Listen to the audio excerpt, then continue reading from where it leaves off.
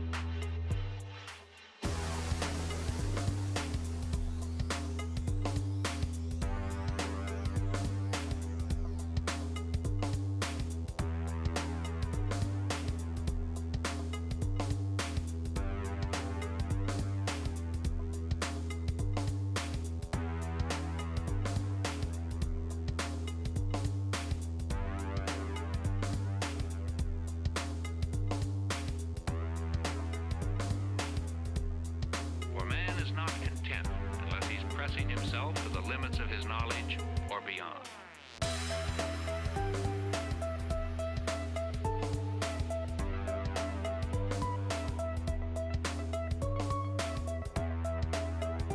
Beyond. Limit.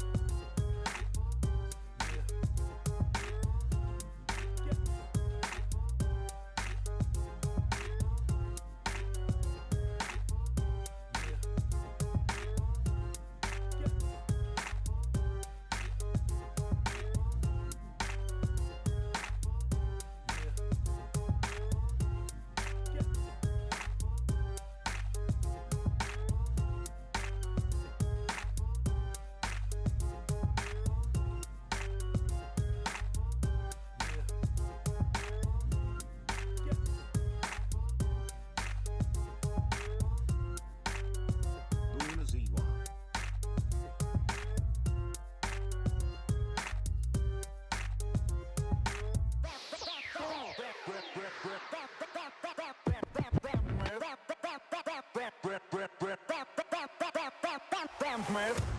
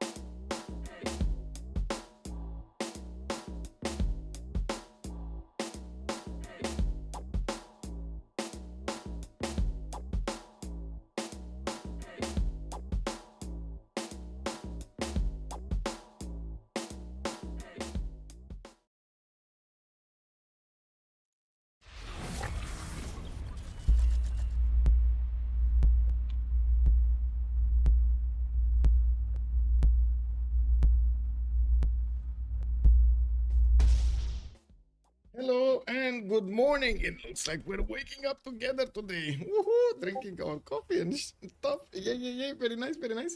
I do have to say we're gonna have a bit of a special today. It looks like we're gonna have the finals from the Brazilian League, which kind of ended up to be BTS going against TNT, or BTS with quite a few Highlands members, and it was a bit confusing everything that did happen over here in the lobby and so on before the stream. But anyway, I'm gonna explain that. So we did have a few problems with the titles and so on that I do have to say it is NDV going against the HOH, which is also with a lot of the BTS members. I do also see we're gonna re-lobby or not, or yeah, I think we're gonna re-lobby because I need to quickly get back here. I do want to say hello to everybody. Thank you so much, Heinik Dave. Also, thank you so much for the subscription.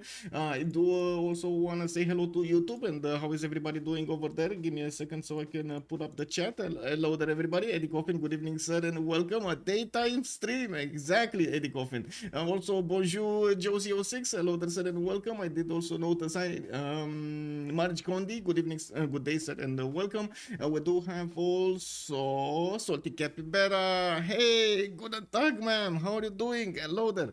We also have Abu Kaka. Good evening, sir, and welcome. Haley K. Expect trade that soon. Yeah, I don't think that's gonna happen. Also, I don't know what happened in the wildcard game. Who won in the wildcard game? Colorado, good day, sir, and welcome. Thank you so much, by the way, and big shout out for writing first in the channel here. And I do have to say, wait, it's yes, Abuna, yes, BTS versus TNT. Yes, I'm gonna change it. Galushand, hello there, sir, and welcome.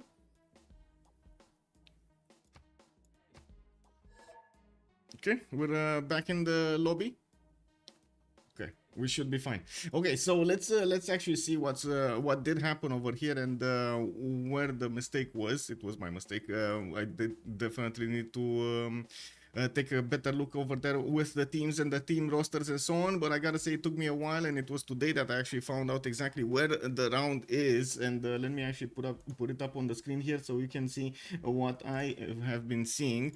So Eli has actually how to say has managed this tournament from the beginning. I'm not sure exactly what the tournament de ferias means, but I don't know, iron tournament or tournament of iron or something, or you know, something. Anyway, the final round will be a 4v4 with East versus West, with Portugal also as the one that needs to be taken out. This is why I call it the Protector King Challenge. We did see it in the CCC, in the Clan Championship Cup before, and we do know that this is quite interesting to see how everybody tries to protect their one king. We do have them also. Give me a second in the inscription. So this is where the thing is. So we do have Noobs de Valfenda, which is NDV, which also is TNT, as you can see, and this is where it becomes a bit confusing. NDV is TNT with a few more members, and they wanted the TNT logo, but then they called it NDV, and then they said, but wait, but BTS is also made up of HOH, and can you use HOH? And I was like, wow, okay. So I ended up not knowing exactly which one to use over here. Anyway, we do have on Noobs de Valfenda, RR87, Toninho Inocente, Hag, Janus Lorian with Tome Bambu, Maisao the bike, Felier with Chandlers, and Invero. I believe we know Felier, we know R87, and we do know Chandlers. I am not that convinced we have seen the other members here, but they did manage to make it to the finals, and we, of course, do need to see what they're gonna do against BTS or Sabuga's team, which is Sabuga with HT, which is Trap Sakarachem, Manuji, Mr. Toes, Hora de Worka, Sandro Games, and the Secret Weapon, Marius BW, and Lenny showing up on the roster. So as you can see over here, they do have a lot of these Holiday Highlands members. I'm gonna change all of the titles and everything after the stream, and also the thumbnail, so it matches what we are seeing over here. I just cannot do it at the moment. It is what it is. And of course, in the lobby right now, we do have everybody joining. Yeah, everybody did join. I just want to check the 0ms, so we're good to go, and I don't need to actually reload, or I should say rejoin. It should be fine. We do have on one side, I'm pretty sure, Chandlers with R87, Inveros, and who's the last one? Who's the fourth one? Wait a second. Chandlers, R87, Inveros, and who's the... I'm pretty sure it's not Lenny. I'm pretty sure it's not Mr. Toast, Marius BW. Did a few more members that then they should join the lobby? Because it looks like we got one less team member for TNT. Or is it? Oh, wait. There's a lacking slot, right? 2, 4, 6, 8, 9. We got 9 slots. So yeah. And we need another slot over here for a team member. Mr. Toes also asking if they're gonna do Civ6 in game. That's actually a very good question that we should also know about. If they're gonna do the draft in the normal CivGG website or not. It is what it is. Anyway, now we will have also another game to later on today at 1800 GMT. We're gonna take a look at Why So Serious going against Civ Ukraine in their second game. Civ Ukraine did manage to snatch that first victory. We're gonna see if Why So Serious is gonna get the next one or did. Oh, wait a second, did it? Oh, let me actually double check that information here because that's how I remember it, but maybe I'm wrong. So let's actually take a quick peek over here in the gaming reports, and I'm pretty sure we're gonna see it first. Yeah, Civ Ukraine victory. Oh, WSS. Sorry. WSS did manage to snatch this victory. There we go. See, that's why I wanted to double check this. So this is for the playoffs for the 4th and the 5th seed. It's the game 1. We're gonna see game 2 later on today, and we do need to see if they're gonna take us to a third game, which will be tomorrow, same hour. We do need to wait a little bit for for the score screens to show up and see what's going on. Anyway, do we have everybody in the lobby right now? Did he add another slot? 2, 4, 6, 8, 9. No, he didn't actually add another slot. So we're just waiting for that slot to be added and see what's going on. Okay, well, hopefully my game will be stable today. Wow, 2 slots. Not 1, 2 slots. He was like, hey, you want 1? And no problem, I give you 2 for price of 1. Did everybody see Dune? Did anybody see Dune? Can I actually, oh my god, can I talk about that movie, or am I gonna spoil it? I don't want to spoil it, so no spoilers, but oh my god, if you didn't see Dune 2, you need to see Dune 2. It's unbelievable, amazing. No spoilers, I'm not gonna talk about the action, the scenario, or whatever, even though I did notice a big discrepancy when it comes to the lines, the text lines. Anyway, it is what it is. I'm not gonna point, don't want to point to exact timestamp over there, but there are some discrepancies in the text. You can see the cuts, and that is unfortunate. But anyway, it was only one thing that stuck out to me. It is what it is. Other than that, amazing. I would actually call it a work of art. Whoa, yeah, big. It's gonna explode. I'm pretty sure it's gonna be big.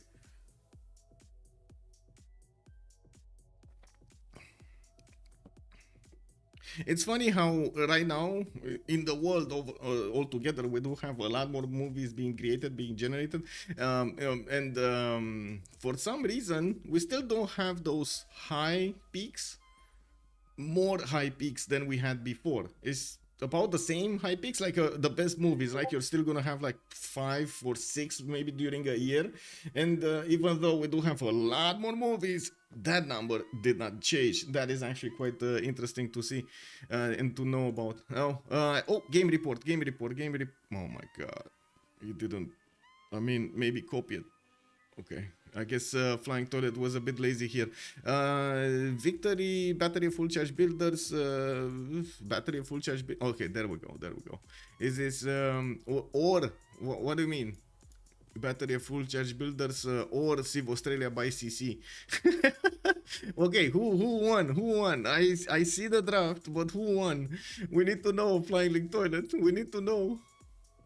Okay, is it or battery full charge builders or Civ Australia? You know, like it looks like it was CC turn 70-ish.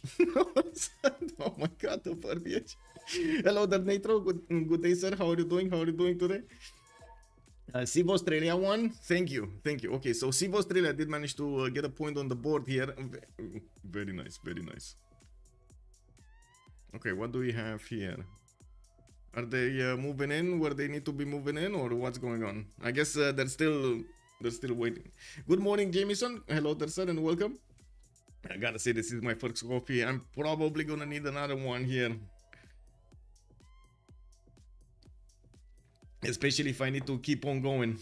Just woke up. Oh, I see. So yeah, it's perfect. We drink our coffees together. Amazing.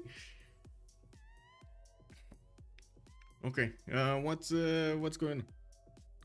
Where slots? Where start? When start?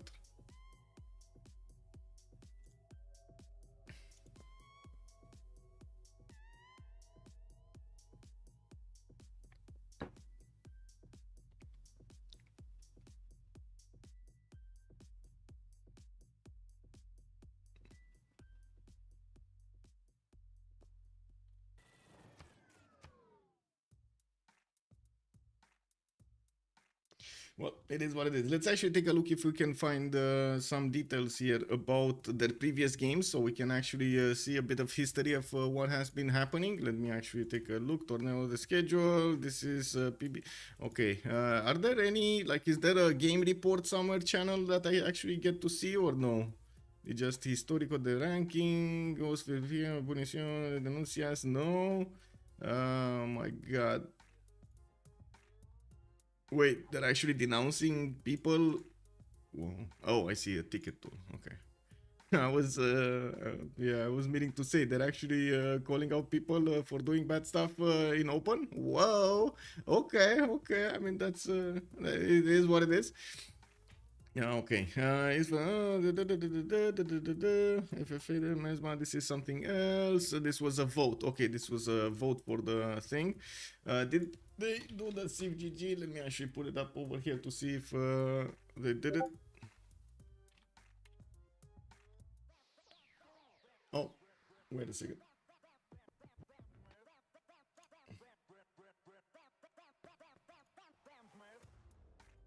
Yeah, there we go. Thank you. There we go. So we got a draft going on here. That's it.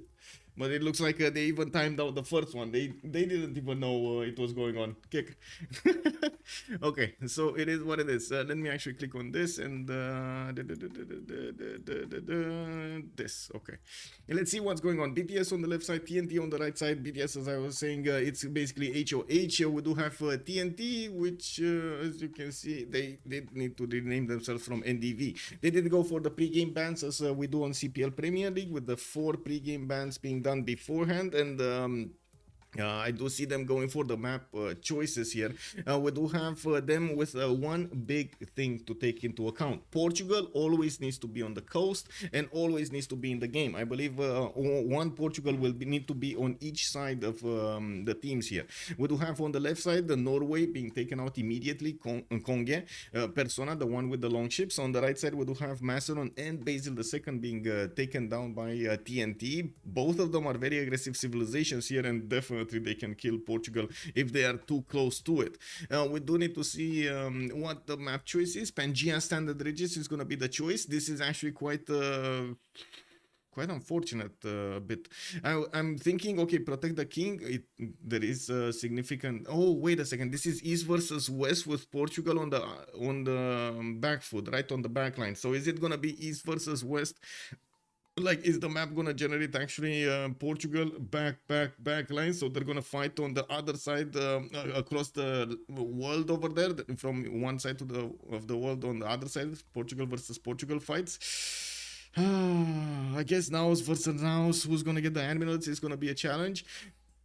We do need to see if anybody can get to him on land, and of course since he will have some allies over there between him and his opponents, that might be tricky. We do also need to see if that's actually going to be the arrangement of the map. I'm not that convinced it will actually take into account all of the slots properly, but I guess we're going to need to see. We do have one more member that needs to join over here in the lobby and take a look at the settings. I believe that it should be a setting somewhere that decides east versus west. I am not sure exactly in which one. Is it in game modes? No, wait, game modes? No, this is not the game modes. There needs to be somewhere a specific setting that I believe needs to be ticked on east versus west. But anyway, maybe they're not gonna play that because I don't see it anywhere. Not sure if you saw, but forest balancing is up online. We do have it disabled right now by default, but if you want to take a look at it, how it works and what it does, you can take a look over there in the forest balancing option, take it on, start a new map and see what it changes. Damn Easy Mode, hello there sir. They play on new MPH and BBG. Yes sir, they play on the latest versions of MPH, BBG, BBS, but not with all of the things ticked on. Let me open up again the Civ draft and see what they did go for. Indonesia on one side by TNT, Cleopatra on the other side. I gotta say, Pangea Standard Ridges does create those mountains across the ridges, and it will create quite a few choke points. This is gonna be a bit of a problem for them to get those armies through one side to the other, and we do need to see how they're gonna try to pursue their opponents even through that hard to get to land. We also see that they're going for Uzetian on one side. Looks like BTS took it out on the right side. They're still picking, and we still don't know exactly who was the first ban. Which was the first ban? Cleopatra Ptolemy? No, that's my bad. What? Just ban what isn't Pangea Classic? What?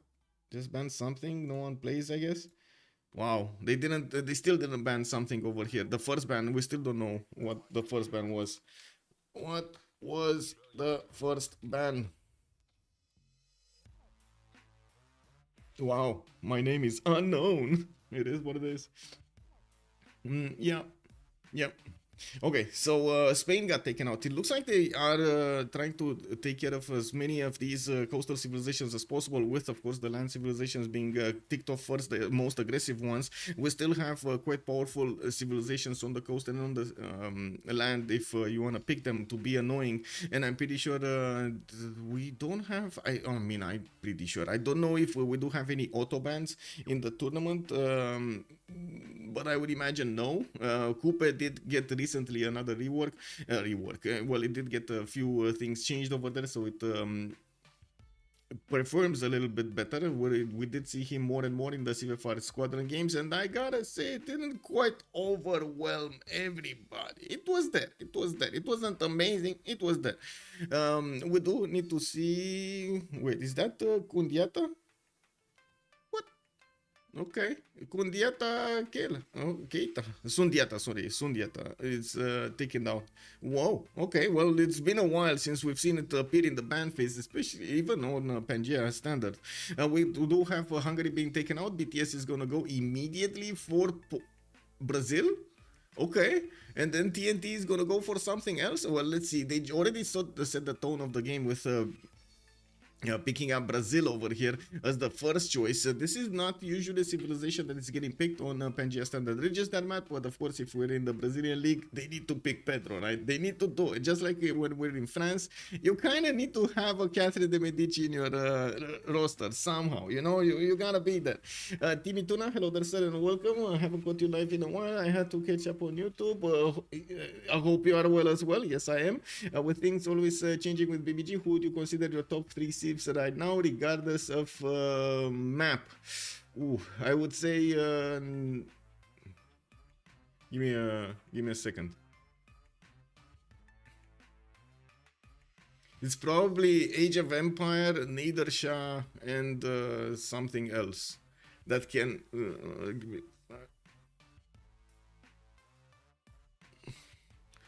give me a second to parse a little bit through the leaders over here, because to be honest, I'm finding it hard to see which one the third one would be.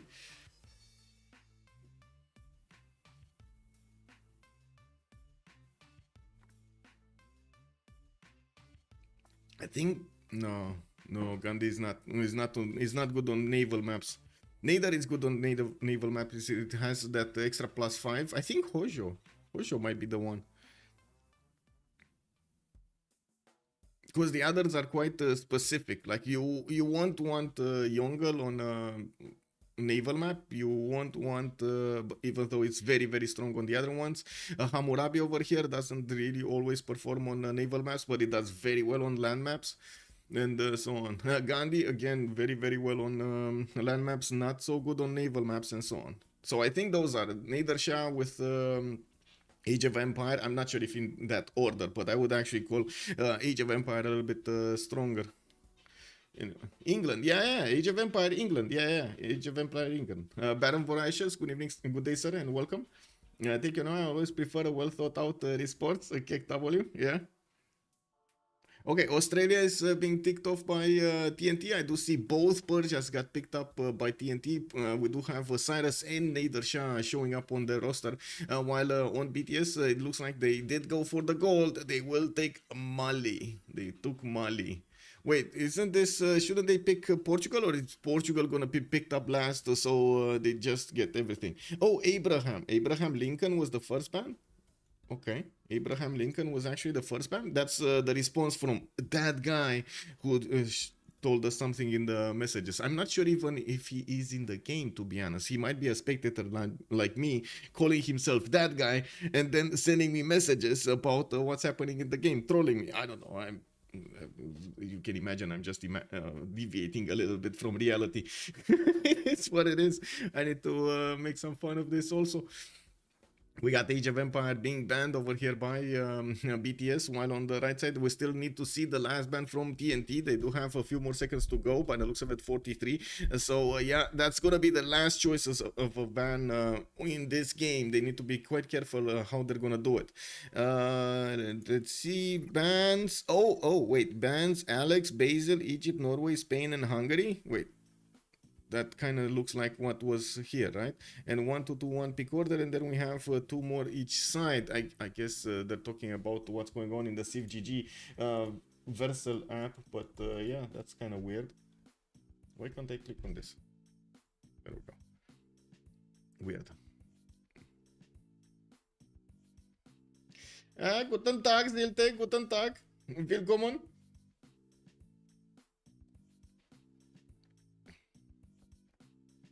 I would want to actually ask what's going on, but I don't know how to ask. So it is what it is. Anyway, Hojo has been also taken down by BTS. We do have by TNT. BTS is gonna need to do their last Civ choice here for a ban. It's gonna be Dido. So many coastal civs got taken out. So many coastal civs. I mean, I get it in the sense that they do need to protect Portugal, but yeah, and also Elizabeth the First being taken out. Interesting. That's the last ban from BTS. Elizabeth the First and not Dido. Interesting. On the right side, we do have TNT going immediately for Wilhelmina, while BTS is gonna go for Coupe. There we go. We got Coupe in the game. Monkey Wazaru, hello there, sir, and welcome. Dalion, hello, sir, and welcome. Let me actually also tick off this CWC logo because it's not a CWC game. And I do need to put up the map choice. It is gonna be Pangea. Standard Regis SR. There we go. And Portugal, that's the last pick. So yeah, there we go. So we should have another Portugal here being picked up by TNT. They might not be able to do it though. So this probably is the end of the draft because Portugal already got picked up by BTS. Probably the template doesn't allow them to choose it again. We do need to see what's going on here. Oh, we got the hack kicked. Oh, I see. 35 minutes to pick saves. I guess R87 is also a bit, I would say, annoyed by how much time it took. It is what it is. Is this a new format? Kinda, but not so much. As in, they did want to do the finals in a little bit of a different way, which I guess it's fun. I'm not sure if it's gonna be relevant to the points, but anyway, it is what it is. It's a fun tournament, so that's probably the most important thing to know here. They will play basically a protect the king scenario from the similar to what we had in the Clan Championship Cup. I believe we played it on different maps, not this one, and it looks like R87 is also calling out for the East versus West settings to be activated. So that means we're gonna have a team on the East side and a team on the West side. They will have the Portugal to defend, and they will do, of course, everything they can so they keep him alive and take out their opponents, Portugal, before the end of the game. We're gonna need to see how they're gonna try to achieve that, and we're gonna need to wait and see how the map is also going to be spawned. I think it's safe to actually put up the remap prediction over here on Twitch and on YouTube, so we do know what's going on. Start the prediction. How many remaps? 0, 1, 2. Submission period for 10 minutes because we got time. I actually remembered it a little bit earlier this time.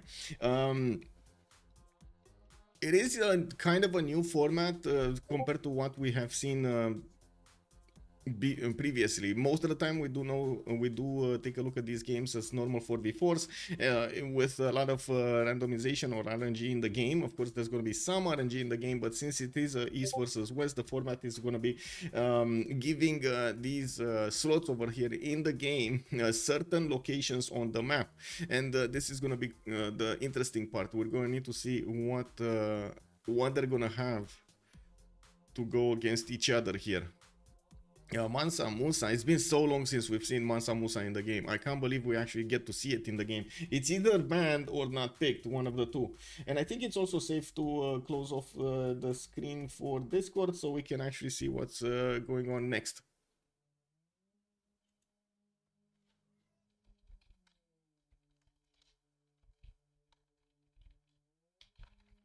Let's see.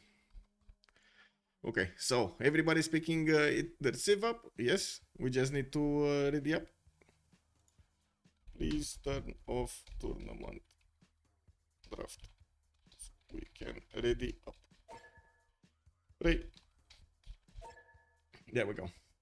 No science victory, no culture victory. Nice to see something different. Yes, it is. It is nice to see something different. Oh my God, R87 is definitely annoyed by this. It is what it is.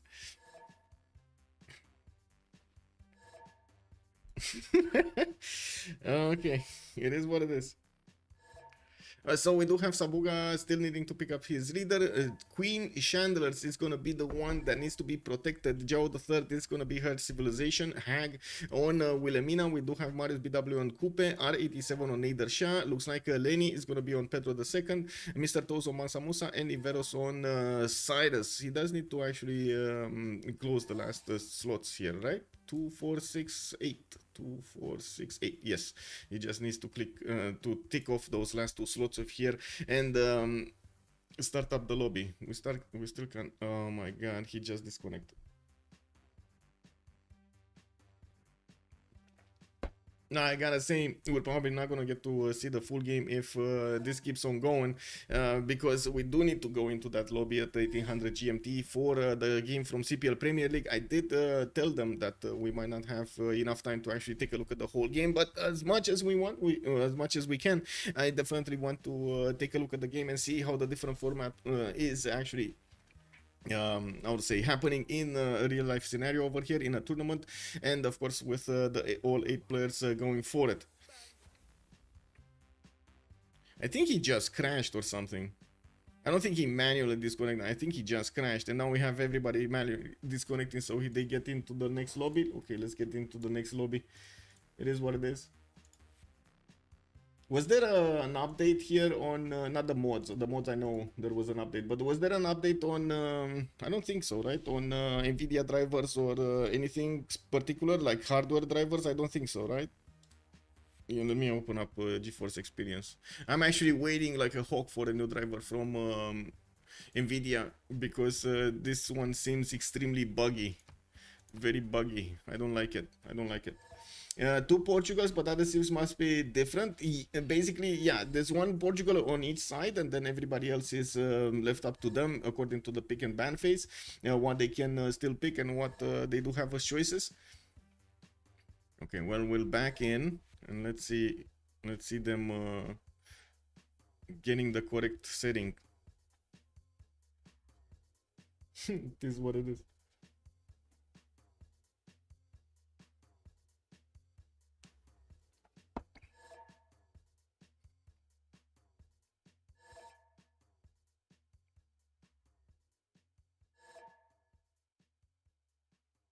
Just waiting for everybody to join. I don't really want to switch slots right now because I'm afraid I'm gonna mess up the lobby if we are voting CC here. Lol. Okay, I swapped. I guess it is what it is. I did it again, boys. I swapped with the host. Oh no, it's Marius BW the host actually. They swapped host. Okay, Marius BW is gonna be the host. Is it though? I mean, isn't he quite far away from everybody? Isn't he from one of the Nordic countries of Europe? And then we do have Brazilian players in Brazil, and of course on the South American continent. While we do have Europe also. He's kind of the furthest apart, right? Northernmost point. Oh my God, it is what it is. It is what it is. Sabuga is going to be the one with Joe the third. Hack again, Wilhelmina. We do have the others starting to pick up their civs here. Looks like Lenny is going to... Wait a second. They picked up... I see. It is what it is, man. It is what it is. Lenny is going to pick up Pedro the second. He's going to take Pedro and going to go against the Brazilians with Pedro. Okay, I mean, that's a good one.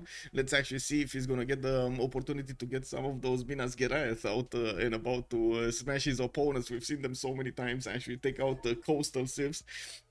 No problems for him. Let's double check the 0ms really quickly before we actually get into the game. So wait, was that 2000? No, it was 200. Okay, it's fine.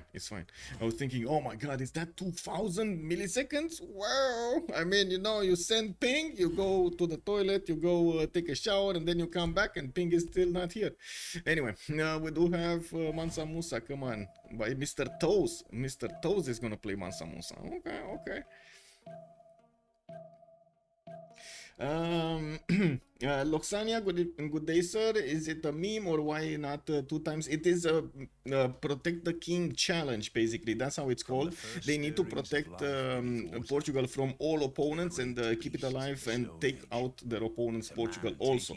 That's basically one of the side missions of the game, not of course including the other victory conditions that you would have, the normal Diplo, the normal science, the normal domination, and so on and so forth. Well, I guess domination can be activated with just taking over Portugal's capital, and it is what it is. So we got King Sabuga going against Queen Chandlers, and they are on the northern hemisphere, both of them. It looks like they're not going to be that far apart from actually sending bows to each other. We do have also Wilhelmina here to the south of Jamo III, of Queen Chandlers, while it looks like Maori is going to be the one on the west that's going to get to fight alongside Portugal, his ally, to take out his opponents. I gotta say, I'm probably going to prefer Wilhelmina here, actually, for the tempo, especially with how many rivers and also these geothermal fissures that he has to benefit from.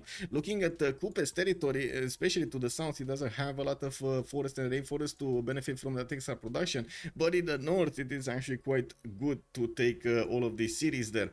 I would imagine at least two are going to be placed there in the north, while he does have an opportunity to move across towards the gypsum tile. Wouldn't be that bad actually, and 2-2 sheep tile, a 2-1 base from the beginning, not bad. Anyway, let's take a quick peek on the others here and see what's going on. Brazil in the middle, he's going to be on the right side of Sabuga. That's going to be his ally, and that's fine. Who's he gonna go against though? Has Cliffs of Dover to benefit from, a decent amount of rainforest here. By the looks of it, R87. Okay, well, I just realized I'm gonna start confusing everybody if I'm gonna do this. Let's actually go the normal way. On the top screen we got the leaders, and we're gonna take them from the left to the right and take a look at their spawns, also their possibilities, the neighborhood basically. We do have a scout coming up in 3 turns from R87. He's gonna play Nadershaw, which does have a +5 against full strength units. We do have him with good campuses or holy sites. Maybe he's gonna want holy sites, you never know these days. For Persian, we do have him also with a decent amount of territory to settle east and west, and south and west. By the looks of it, in the south he's gonna have access to diamond settle or river settle with diamonds over there to buy. And not to mention so many of these rainforest and forest tiles are appearing over here for him, so he can get the chops and try to get ahead of his opponents. Let's take a look forward. The next Cyrus is going to be here, and it looks like both of these very aggressive civilizations will have targets. Oh my. Oh my. What is this Mali spawn? Oh my. Okay, we're gonna get there, but I don't know if you saw, a little bit of a drool just came out of my mouth here. It is what it is. Inveros getting his scout out in 3 turns. We do have him getting his deers to work, and by the looks of it, he's also gonna have a second city on a 3-1 cattle tile to work. Not bad. And we do also see him with a possible photo settle towards Mali, and I'm pretty sure he's gonna want to get at least 1 city there. A bit unfortunate that he might actually get to fight Brazil on the coast as well, if Brazil will oblige and get a city on the cliffs of Dover, and of course he goes for this one on the 2-2 and not next to the mountain. Since he is so close to Mr. Toes, I'm pretty sure there's going to be quite a bit of aggression between them, and that will be a problem for Mali, I would say. We're going to need to see if Mali's going to have the units he needs at the time he needs, because definitely Persia can get those quite early. It is a bit of a problem with iron, unfortunately, but I'm pretty sure he can go horses, and as you can see, he has horses in the second ring. Looking at Wilhelmina to the east side, he can provide the trade routes to Wilhelmina. It's actually quite a good city here on the Situ style to settle and get that extra amenity from the beginning for free, not to mention allow Netherlands to actually trade through towards Pasagade. I do have to say probably both Persias will run internals for quite some time. We're going to need to see them switch, but unless he has both civilizations with Wisselbanken activated, they don't really give you the same return on investment. It's much better to run internals than externals. If you don't run Wisselbanken. We do have Netherlands getting his extra culture from the coffee tile. Looks like Hag is going to be on the east, south of the eastern coast. We do have him also with fresh water from a lake to the left, not to mention quite a few more settles to the east side, even Giant Causeway actually to get to, even though that's going to be kind of useless for him. I do have to say this river network is going to give him so many of these adjacency points towards his districts, and I do like that he's going to have some fishers also to benefit from. You know, we do need to see him scout out his territory, but I'm pretty sure he already knows he's gonna be. Oh, he just popped a builder, man. Oh my god, no shame, no shame. Getting a builder like that, really, bro? Anyway, amazing. I guess Hag over here is gonna need to get that fish improved, but unfortunately, well, guess what? He's going campuses because you know it's Wilhelmina. He's going pottery into campuses.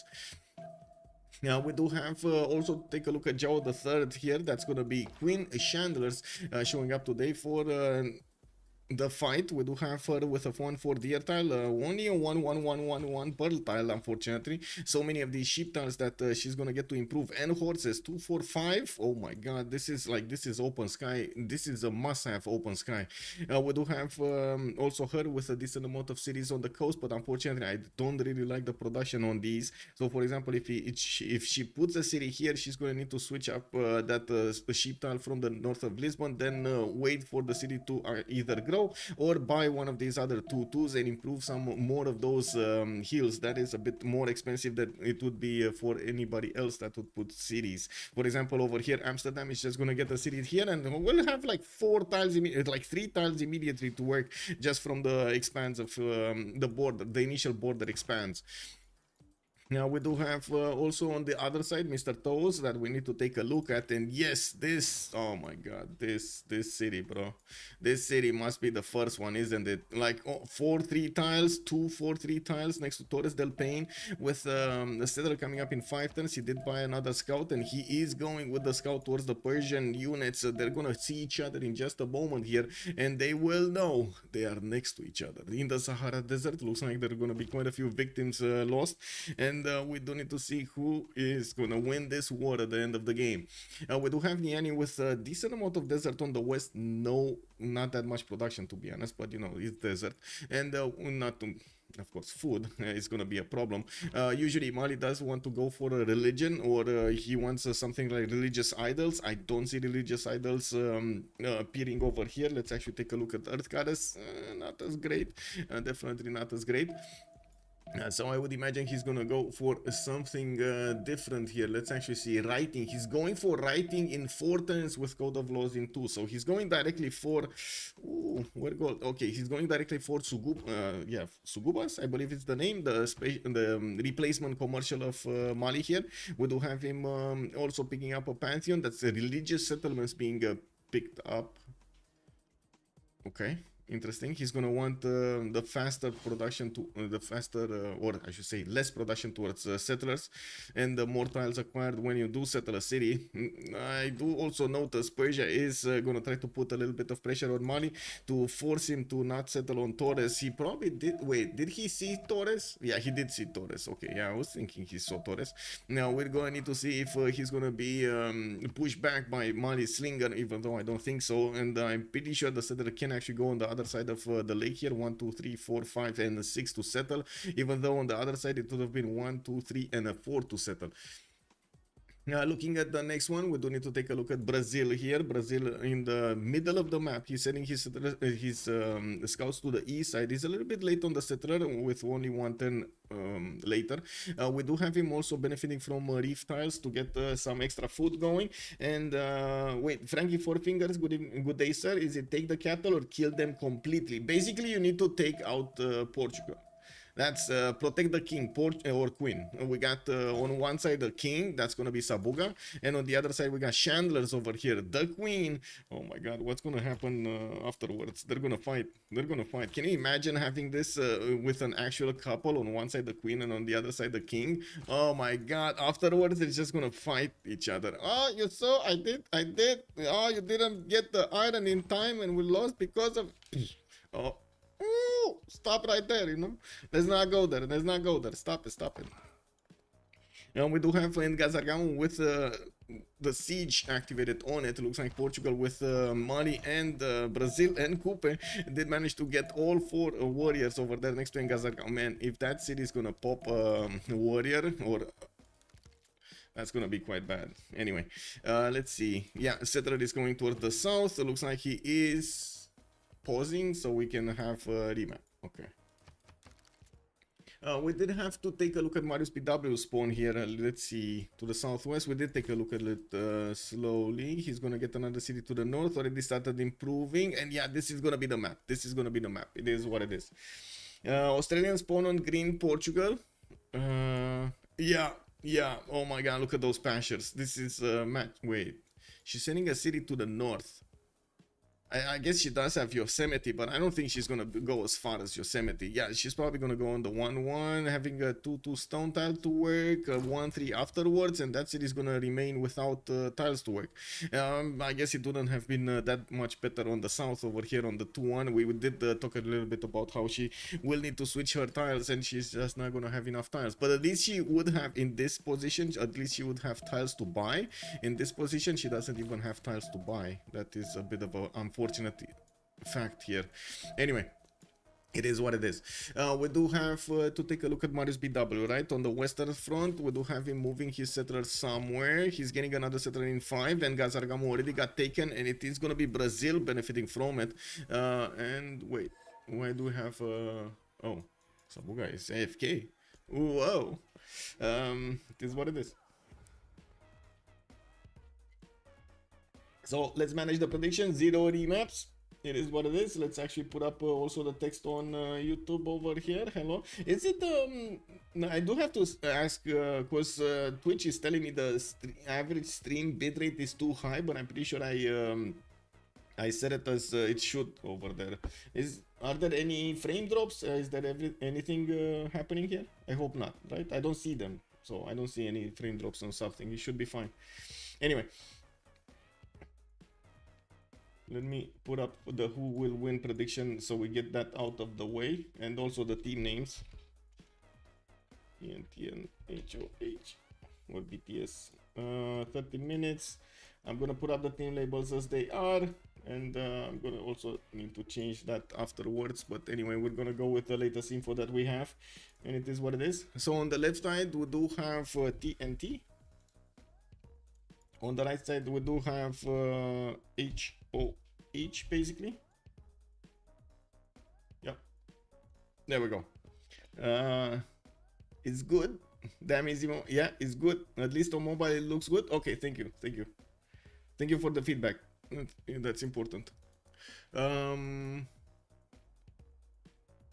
We needed to take a look at Funchal also. What is Sabuga doing here? What is he gonna do?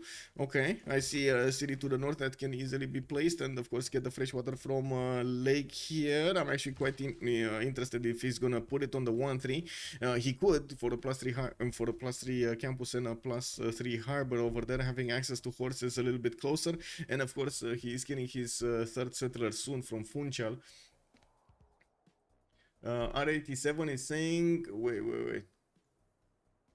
You get Giga +1/+1 in desert? Yeah, okay. Oh well. Wow, so many scouts coming up from Inveros. We do have him with a Slinger escort, and I'm pretty sure that Mr. Toe's scout is not gonna get to destroy that Slinger with so many units around it. Persia not gonna have a promotion on his warrior, and it looks like he's gonna get pushed back. This Mr. Toe setter can get safely to Torres del Paine tile over there. I'm actually quite curious if he's gonna want to settle the uranium, though. That would be a bit more protected, but still kind of the same. It is what it is. And of course, we do need to see if his choice to go currency first into something else is gonna give him the necessary production and food that he's gonna need. I'm pretty sure food is fine in the capital or in the city settled in with desert tiles around it, but I'm very worried about the production. Like usually Mali wants to go for a little bit of faith to have an extra currency to buy out units and do stuff with it, especially in for the monumentality era. Of course, getting Sugubas, going for the gold for the trade routes and going in probably internally here is gonna give him the food and the production. We do need to see what his governor choices are, how he's gonna try to use those titles, and now where is he gonna go to, where is he gonna get to with that setup. Sabuga is saying that he has a wow. I mean, those are dangerous, bro. Yeah, he actually has a rat issue. Those are really dangerous. Why am I? Okay, there we go. One of the keys got stuck for some reason, or at least the activation of the key got stuck. Is what it is. So we're just waiting for Sabuga to fix his rat problem, and we're gonna see what's going on. Okay, team plus. Okay, we got it. Oh, campus start over here with a +3 from R87 on Persia, on Nader Shah, actually, Persia. We do have him getting his third city out soon, and I do want to take a look, since we do have a bit more time here, I do want to take a look at the action, what's going on here, and the city states. We do have Zanzibar with Samarkand, Bandar Brunei for the trade bonuses in the game, Kabul with Can will be providing the military bonuses. We do have also Buenos Aires as the single industrial zone in city state in the game, but it's going to be quite a good one. It does give you a minute. It basically changes the bonuses of the bonus resources to luxury resources, so you do get amenities from those different ones that you get, which is pretty pog, especially if you do lack amenities. You've seen how important it is to keep your empire at least the half P level, if not ecstatic level. It does give you basically like a NOS from speed racing. We do have Mohenjo-Daro also with Caguana and Rapa Nui appearing for the Mohenjo-Daro, of course, for coastal civilization is quite important to get that full freshwater bonus. We do have the extra housing, of course. We do have also Hattusa with Anshan, the two science city states in the game, which will need to, well, we will need to see where they are. One is here, and the other one, where's the other one? I see. Oh, so both of them are actually on the eastern side of the map. That's going to be on the side of TNT over here. That's actually going to give them quite a few bonuses. Hattusa, if he's not going to get scouted, and if they do manage to keep it as the pocket CS, not to mention Anshan. Oh, both of them actually can be kept as pocket CSs.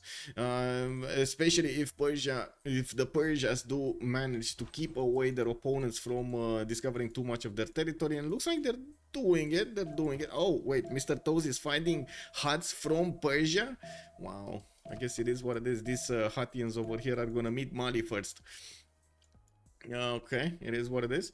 And taking a look at the last city states, what did we have? A CAD with Kabul. I think we talked about this. It's fine. We don't have any faith city state. That's a bit unfortunate, especially for civilizations that would like to go for a religion. Even though in this game I thought Mali is gonna go, he did not go. We do have him with Tanmika being settled with a monument coming up in 8 turns. He's getting his third settler in 1 turn from Niani, and I do see his managing to grow that city quite quickly. Of course, Tanbika is going to be quick to grow also, especially with the 4-3 tiles to work. It's only a 2-1 base, but it's fine. All of the other tiles are amazing for him to use.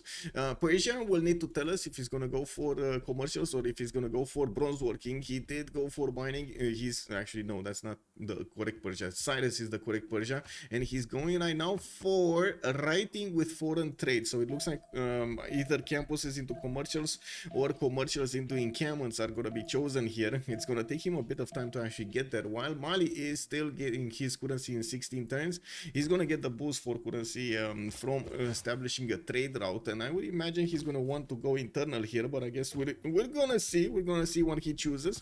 Mr. Toes is trying to adapt to the territory he has, with of course trying to make the most out of the bonuses of Mali here. Okay, we got the second city of Maori being settled, 2-2 base, multiple 2-2s, a plus of 3 harbor, not bad, and a third city coming out. He doesn't have a pantheon yet. That's one thing that I'm trying to take a look at on the teams here, if they did manage to get the pantheons out. And this was an answer to my question. Guimaraes did not actually get settled on the 2-2 base on the 1-3 tile, but will want to get a plus 3 harbor that turns into a plus 4 when he puts down another campus here. That's going to be a plus 3. Okay, interesting. Yeah, that's, I guess it is a better harbor, but it takes away actually no, it doesn't take away anything.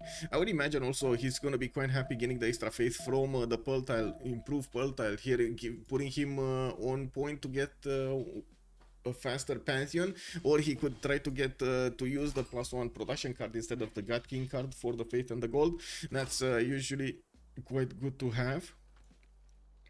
We don't really have him with a possibility to get to the easy possibility to go from the west to the east, but he could settle another city here on the 1-1 and try to get a canal here from Guimares, so he can do some trades here on the coast, full coastal trades here. Now, but I would imagine that's gonna happen quite late, and I don't think there's any other reason to actually get the armies from or navy, boost the navy from the east to the west, unless he settles a little bit more on the east side. Let's see where he's going with this one. He's going directly on the 2-2 base. Okay, that still opens up the 1-1. It's fine. A bit curious that he didn't go at least one time lower, so he can accurate it later, but I guess with the extra housing he's gonna get from lighthouses, he doesn't consider that big of a problem. Rick saying, good day sir and welcome. When is Civ7 coming out? Any news? I wish I had news. I think everybody's actually thinking of Civ7 in the back of their heads over there.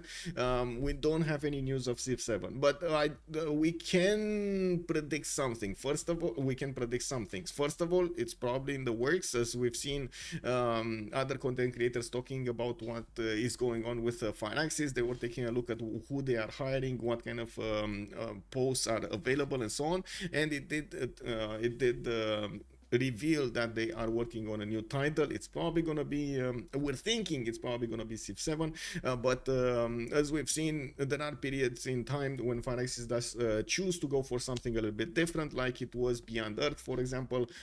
It might just as well be Beyond Earth 2 or something like that. But of course, all of our hopes is going to be Civ7. We can also predict something else.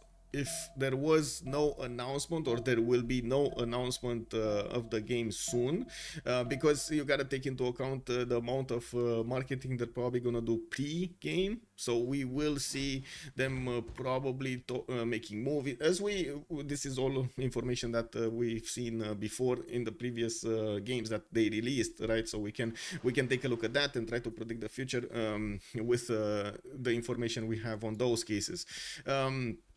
We will probably see at least 2 months of a marketing campaign explaining what the new changes are in Civ7 and what they do, what they want to do, and so on and so forth. And then by then we will have the release. So if they're not going to do an announcement, because there are usually 2 windows of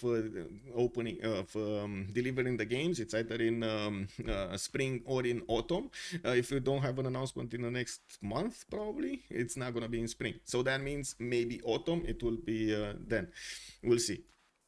We might also have a sneak peek. I have no idea, but there is a possibility that we might see a sneak peek in one of the big expos that we're gonna have, or I should say the community meetings that they're gonna have during the year. There are quite a few gaming conventions, I should say, that usually Fireaxis goes to, especially with 2K and everybody else. So I would imagine we're gonna hear stuff. Arca, hello there sir and welcome. Also Clocksiv, hello there sir and welcome. This is TNT or BTS. Yes, it's I know it's confusing. Anyway, this is TNT versus Holiday on Highlands. There we go. I'm changing the titles.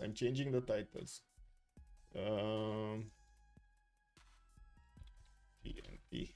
I cannot change immediately the animation though, or I should say the thumbnail. I could, but it refreshes my screen and it sends it somewhere else, so I don't want to do it. If they put one envoy only, it won't reveal. That is true. SM's dungeons. What is SM's? Oh, Sid Meier's dungeons. Mark Joe, thank you so much for the follow, sir, and welcome.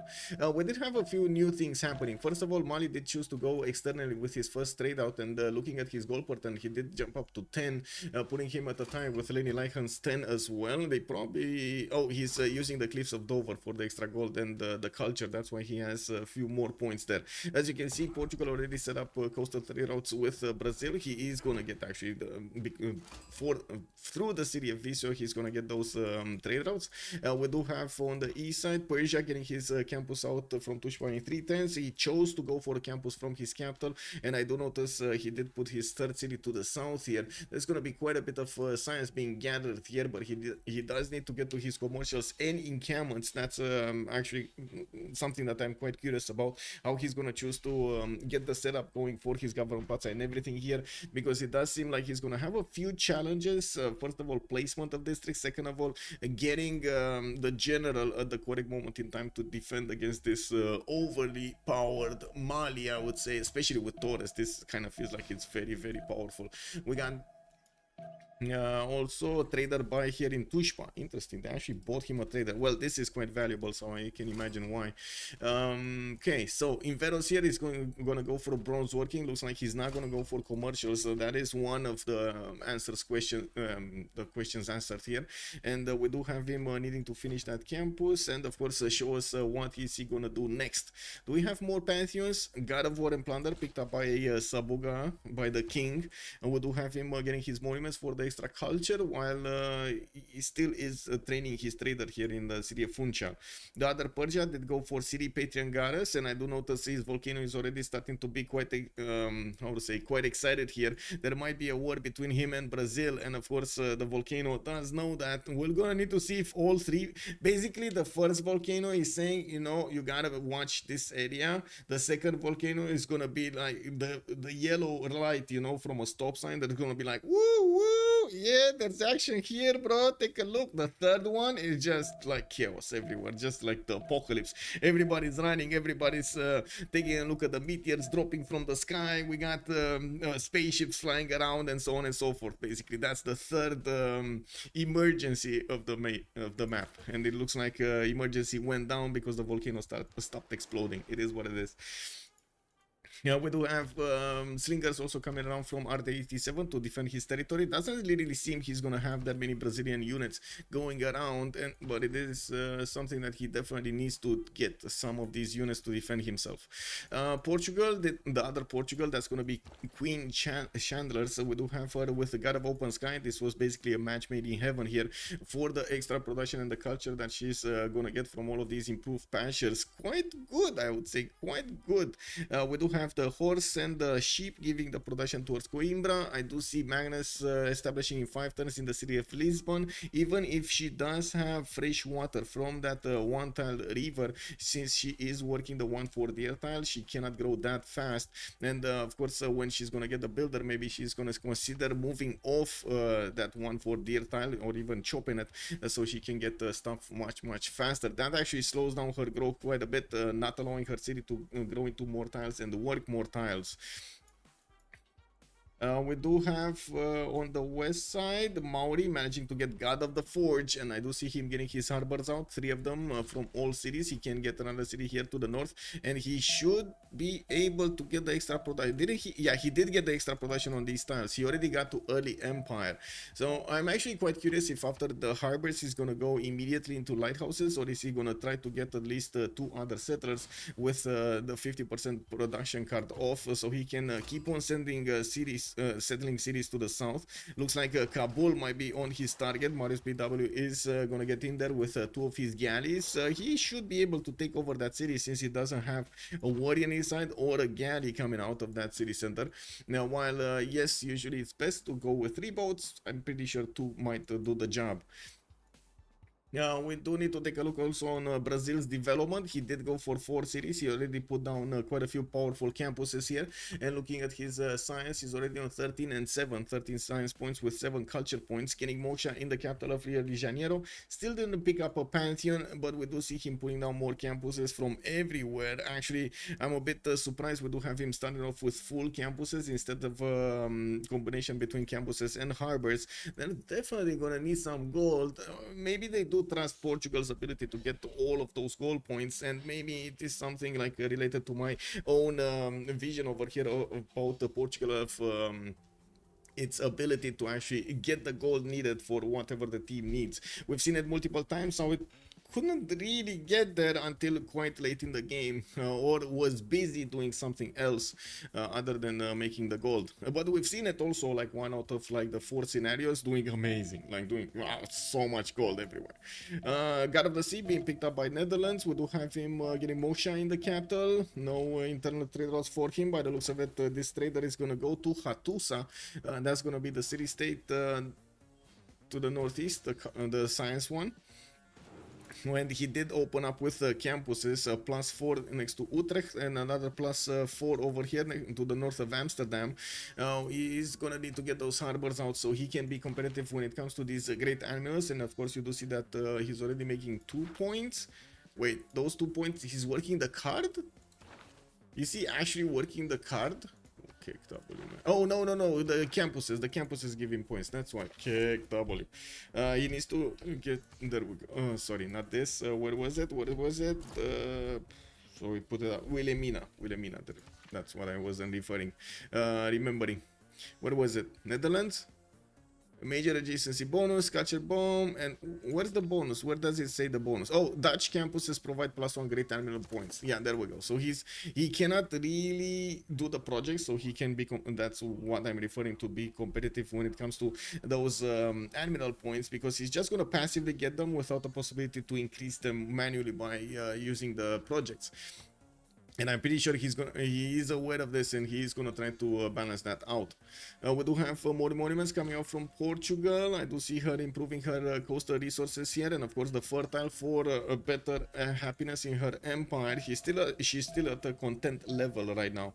Okay, Persians. I think this is probably the most important part of the game here. If Persia can actually get some war units against Mali, and if Mali can actually withstand Persia, we do have the Sugubas already being placed down from the cities. Not amazing Sugubas. He's just gonna get the trade routes going. He did get the 4th city towards the northwest, and whoa. I think Zanzibar is on steroids. Oh my god. 2 for 6 warriors from Zanzibar and getting a 7th, with also a builder able to chop and work better tiles. Wow. Naval fight with Persia. Yeah. Oh my god. Oh my god. I did say this, but I forgot to take a look at it more in depth over here. But yes, we actually have Lenny not waiting for Tushpa to get bigger or to get a boat out. He's just gonna go and smash. And I gotta say, he needs to be careful. He needs to actually get the first hit on Persia, and not how to say, not allow it to see or even try to get a warrior inside. Do they have gold for a warrior? They don't. They don't have gold for a warrior. And are they making enough gold? No, they're not making enough gold for a warrior. They're probably gonna need like 2 more turns to get a warrior out, and that probably is the same amount of time that would get him to hard build it. So Lenny needs to put the boat over here on the 1-1, and then move in the last move in the city of Tushpa. Looks like he's gonna bring both galleys to the fight here, and will wait for the second one with the first one, so he doesn't give an opportunity to Persia to see this happening. Taking a look at the text here, it looks like is going to get archery in 1 turn, craftsmanship in 2. That does mean he's not going to have horses for some time now, or a stronger unit to beef up the strength of the city-states. Remember, the city centers do get their increased strength alongside the strongest melee unit that you have in your empire, or I should say along with the strongest melee unit that you have in your empire. You improve swordsman, Bam, you got more strength. You get muskemen, bam, you got more strength, and so on and so forth in your city centers. The same can be said about the ranged ones, that they do give more damage to the ranged attacks of a city center. Cool Whip, hello there. And also the economy is massive on HOH. Ooh.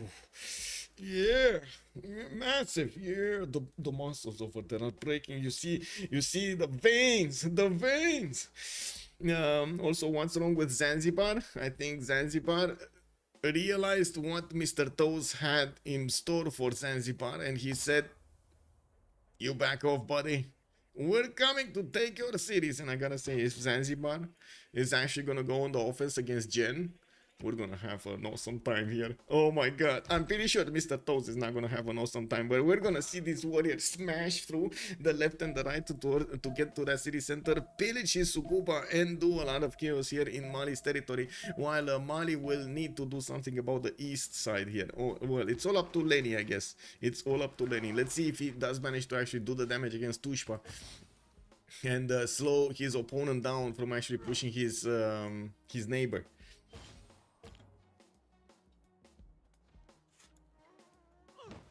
Yep. Harbors coming out from Queen Chandlers. We do have more settlers also, at least one from Braga. I do see her trying to buy out this 3111, but unfortunately that's going to be a lot of gold for them at the beginning of the game. This is not something that is recommended right now, to buy out tiles from the third range, especially if they don't have a lot of bonuses on them. I wouldn't really consider one extra science point and one extra gold point an amazing bonus, but I would say getting that 3122, for example, in the north might actually be making a bit more sense, even though I still wouldn't buy it. It is what it is. Oh, I see what's going on. The freaking microphone was, oh my god, it was touching the keyboard, and I wasn't sure why. Sometimes I actually have slower inputs here. Wow, it is what it is. It is what it is. Oh, do you know what the cat did to me yesterday? She was like leaning over there on the PC, just standing still, just not doing anything. And then at some point I was just getting in a game over there, trying to still test out the PC in different conditions and trying to force it a little bit. And she turned it off. She found the button and pressed on it to turn it off. Can you imagine? I need to do something about that button now, because she found it. She's gonna turn it off in the middle of a stream or something. I know it. She's not gonna like something. I probably didn't bring her the perfect food or the best food, and she's gonna be like, woo, yeah, I'm gonna get you, buddy. Boop. Power shutting down. What? Anyway, now Magnus from Portugal, when he can trade with Dutch, he seems a bit off. Yes. I think they're gonna trade the other way, as in Netherlands will trade. I don't know why she's not trading externally. Like I don't know why she's not trading. It does seem sus though. Well, suspicious in the sense that she would definitely benefit a lot more from the economy of external trade routes than internal trade routes, and that's gonna be a lot of bonuses on Netherlands anyway. Okay, there. Oh, Lenny got overexcited here, and he didn't last move, and this is a problem because first of all, there's a builder coming up from Tushpa in one turn. He could try to chop the walls in another 2 turns, or try to get to horses. No, he won't get to horses. Can he get to horses? His animal husbandry? No, he's never gonna. Oh my god, 1 turn animal husbandry. He's just getting animal husbandry. I think that's a bit of a problem. He was trying to get the Magnus in Pasagarde with more settlers about to be chopped there, and Cameron coming out in 1 turn from Susa. While already Brazil is coming in with the tag maneuvers here, getting the galleys from the north. We do have Mr. Toes with the archers able to actually do this scout is going to be taken down. Oh my god, he's not going to know one hit him. Pew, pew. It's going to be exactly like in Dune, you know, when the Harkonnens were on top of the plateau. No, sorry, no spoilers. Oh my god, I caught myself off the edge over there. Yes, he just immediately swapped to warrior instead of finishing out the warrior. You mean builder? Silo Magic, good evening, sir. Yeah, no spoilers, no spoilers. Yeah. I mean, MS Doll, I'm sorry, but you know how reenactments are, or I should say, how the movie is getting out, right? It's gonna be a little bit different than the books. We already see quite a divergence from the books in the story. Yeah. But oh my god, yeah, you didn't mean to say builder. Yes, Silo Magic, I got it. Thank you.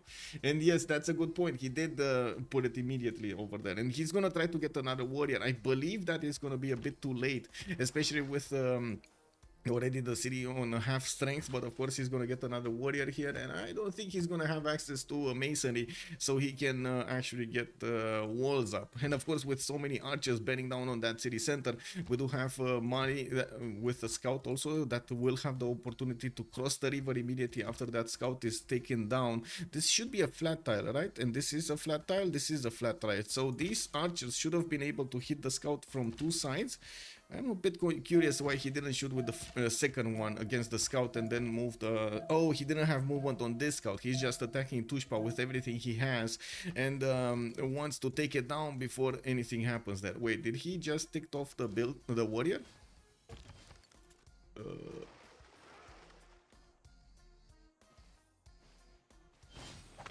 Oh, that's too late. That city's gone.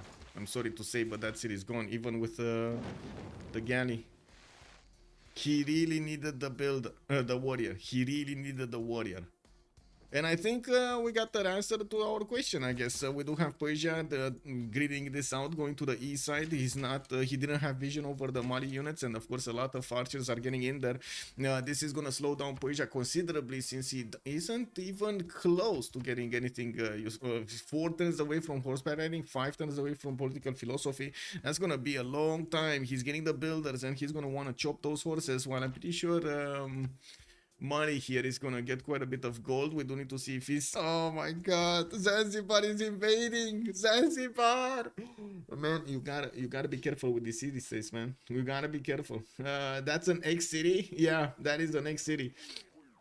I'm so glad to see Mali doing okay. Well, Zanzibar is still scary. Yeah, man, Zanzibar, bro. He's going to Kirina. Zanzibar is going to Kirina. Jen at least is protected by a warrior, but Kirina it's not. And by the looks of it, there is a warrior from Brazil trying to slow down the Zanzibar warriors. Well, I guess they're not gonna get in there in time. We do need to see what the other pantheons are here. Brazil, Goddess of Tides. Okay, so it looks like we did have Lenny going for the extra culture from all of these improved coastal resources. We do have him with Zangheng as the scientist, and he's getting a lot of golden culture. Oh, he's getting pillaged? No, he's just getting stopped from doing stuff there. I do notice Mali does need to cross into Tushpa, and I'm pretty sure he's gonna need to buy out at least one horse on the front line. We do have him 2 turns out from getting horseback riding, while Inveros is gonna get it next turn. Looks like also Zanzibar is having a bit of a problem of concentration here. He doesn't know where to go, Kirina or Jen, and it looks like he repositioned his warriors to go towards Jen and not Kirina. He's not getting into the border. Did he piece it out? Did they piece it out? I think they pieced it. Yeah, they pieced it. Okay, it's fine. It's fine. He got out of this. Now it's only a matter of time until he's gonna be this. Oh, wait. Nobody has points in it. Wait, they didn't discover it? Oh my god, they don't know about it. Yeah, they don't know about Zanzibar. They don't know about Zanzibar. It's fine. It's fine. If they don't know about Zanzibar, they cannot live here. They cannot do more damage. It's fine. It's fine. It's all good. It's all good, guys. Wait, warriors of the desert attacking Harkonnen cities, considering yeah, that's not a spoiler. Basically, that's, you know, what happens there. Wait until they will try to create the prequels. Oh, let's see if they do manage to actually keep the story going. That would be amazing. Even though, like with Children of Dune, for example, because that's the next story, right? The Children of Dune. It's the Dune books, and then the next one would be the Children of Dune, which was also quite an amazing series, which I definitely would have the pleasure to watch it if I had the patience. That's the problem. It's kind of an old movie, and I don't know, I don't really like old movies with the how to say graphics and stuff like that. I cannot watch them. Some of them are very good, some of them I cannot watch them anymore. It is what it is. Mali is one of my favorite civs. Happy to see them in the game. Yeah, yeah. I mean, for so long it got banned. For so long, and now it's getting left open here. We're going to need to see if Inveros is going to manage to invert the situation that he's in. And we do have R87 with Golden Age, a pen brush and voice Golden Age, 16 science with 12 culture. He is managing to get his 4th city and 5th city out. We do have him in camo training projects in 2 turns, and it looks like he's one of the few ones that are making general points, him alongside the other Persia, and that's about it. It looks like in the scientist screen we didn't have actually Hypatia opened up, but there are quite a few of them making these scientist points, including R87.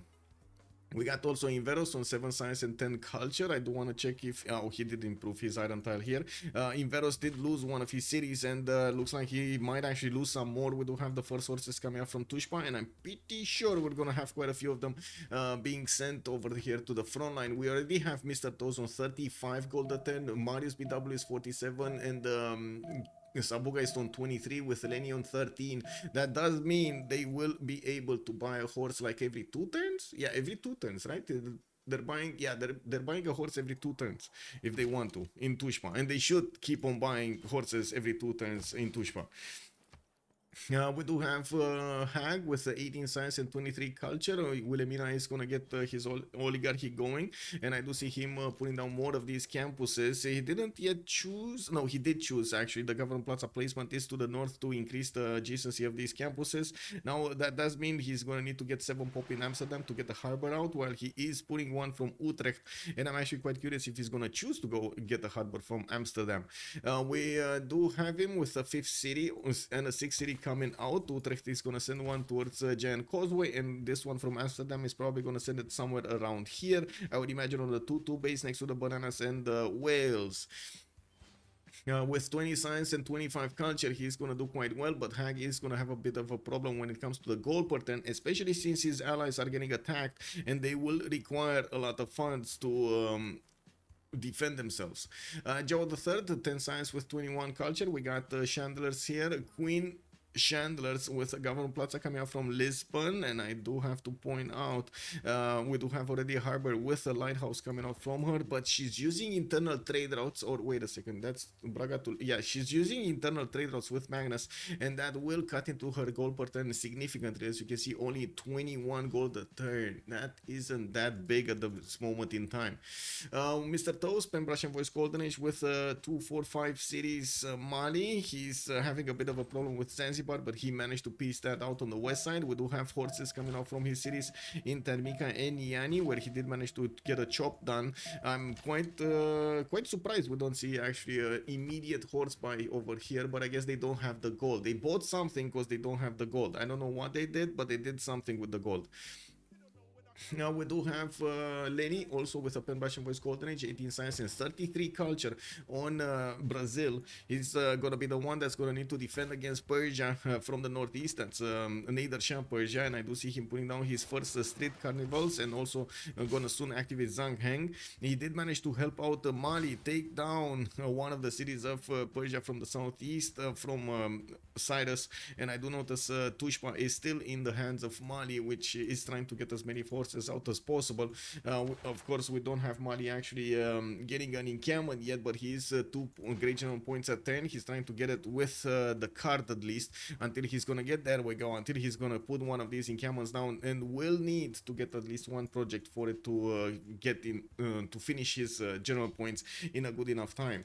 Marius BW with a pen brush and voice Golden Age, impressive explosion of gold per turn, 97 gold per turn, guys. He's making 97 gold per turn, getting Warlord's Throne ready. Marius BW is also putting down his campuses here so he can get that science rolling as quickly as possible for the caravel rush against his opponent. I'm pretty sure he's gonna try to fend off attacks from Portugal and also go against Queen Chandlers here to take her down.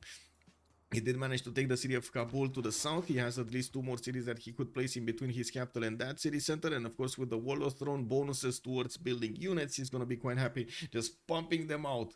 I only got about 45 mines into it. Destroyed my childhood memories. Wait, mines? Whoa. Good, Egremon. Wait.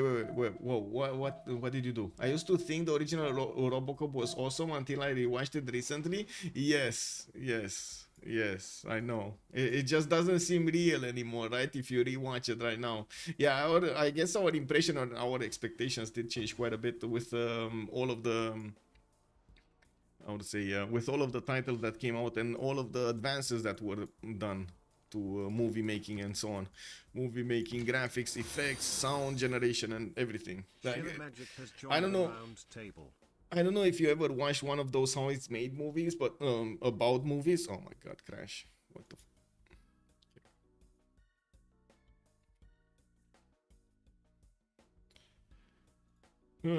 Thank you for the follow, Silo Magic. Hello there, sir. Okay, let me actually open up event viewer here and see what happened. I did try to get something else going. Or at least I have my answer. Was it a full crash on everybody or was it just me? And of course the same error appears. Game bar presence server, internal presence server. Really, bro? Really?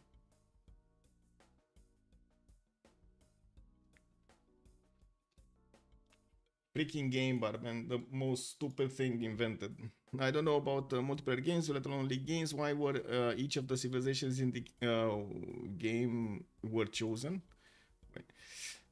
You mean how? Or when? Or why? Which one of those?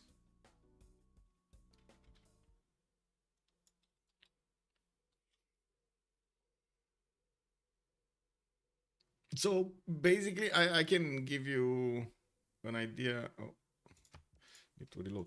I can give you an idea why we do stuff like that. So basically, there are a few things that. Oh, you're wondering what makes them good for MP games. These particular civilizations in the roster. Oh, I see. Yeah, we can talk about them. So basically, the Portugals are right now being they're mandatory to be picked, right? So we do have them on each side. They do have a lot of goal potential for them. They are also very good when it comes to the caravel timing with the replacement caravel, the now, which is quite strong. And now, now. On the other side, the Persians are very strong because usually the meta does force you to try to get as quickly as possible the tempo going. The Persian ability to get the extra yields on the trade routes with Magnus, extra yields, and how BBG actually increases Magnus. It's you do get a lot of yields from a single trader, and the cities around your city center grow faster. So the fact that Persians do have those extra points over there, either in culture or in science, do make them a good choice. Not to mention they do have the bonuses of extra damage against their opponents. Wilhelmina, extremely good adjacency, extremely good unit when it comes to its frigate, the replacement frigate, the Seven Provincian, while we do have him also with a lot of science potential, so many rivers giving that adjacency and so on. So very good timing when it comes to caravels, very good timing when it comes to frigates, and most of the time it will have the gold necessary to upkeep himself and also upkeep his allies. Now we do need to see the other ones. Mali is the easiest answer would be gold. Mali usually does a lot of gold. It can sustain armies and armies, and usually it can later on in the game it can sustain multiple players at the same time. Whoa. I guess I'm just wondering what makes them yeah. Mali has so much gold. Well, he's right now on 74 gold a turn with only 5 cities, and he keeps on pumping out horses like there's no tomorrow. I gotta say, it is incredible that they didn't actually buy the horses on the front line. And now he might actually lose the city because he didn't want to invest into the horses. It's still gonna be quite annoying for Persia. He needed to get another one of his cities out, but he gave him the chance to come back. Basically, this is him playing with his food instead of going for the kill immediately. And since they are making right now, they can buy more than a horse per turn. I would say, you know, it is. They kind of gave up on the chance. Anyway, it is what it is. We do have him already losing 2 of his archers, which again was quite unfortunate because he pushed them out and he didn't have a strong unit to defend them with. And right now he's still struggling to get the units in front. While I do notice the Persian horses are already taking position to attack the city of Tushpa again.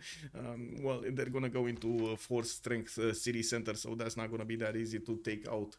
I do want to finish also to take a look at the last one here. After we're going to talk about the next one. Sabuga, King Sabuga on the west side with 5 of these cities.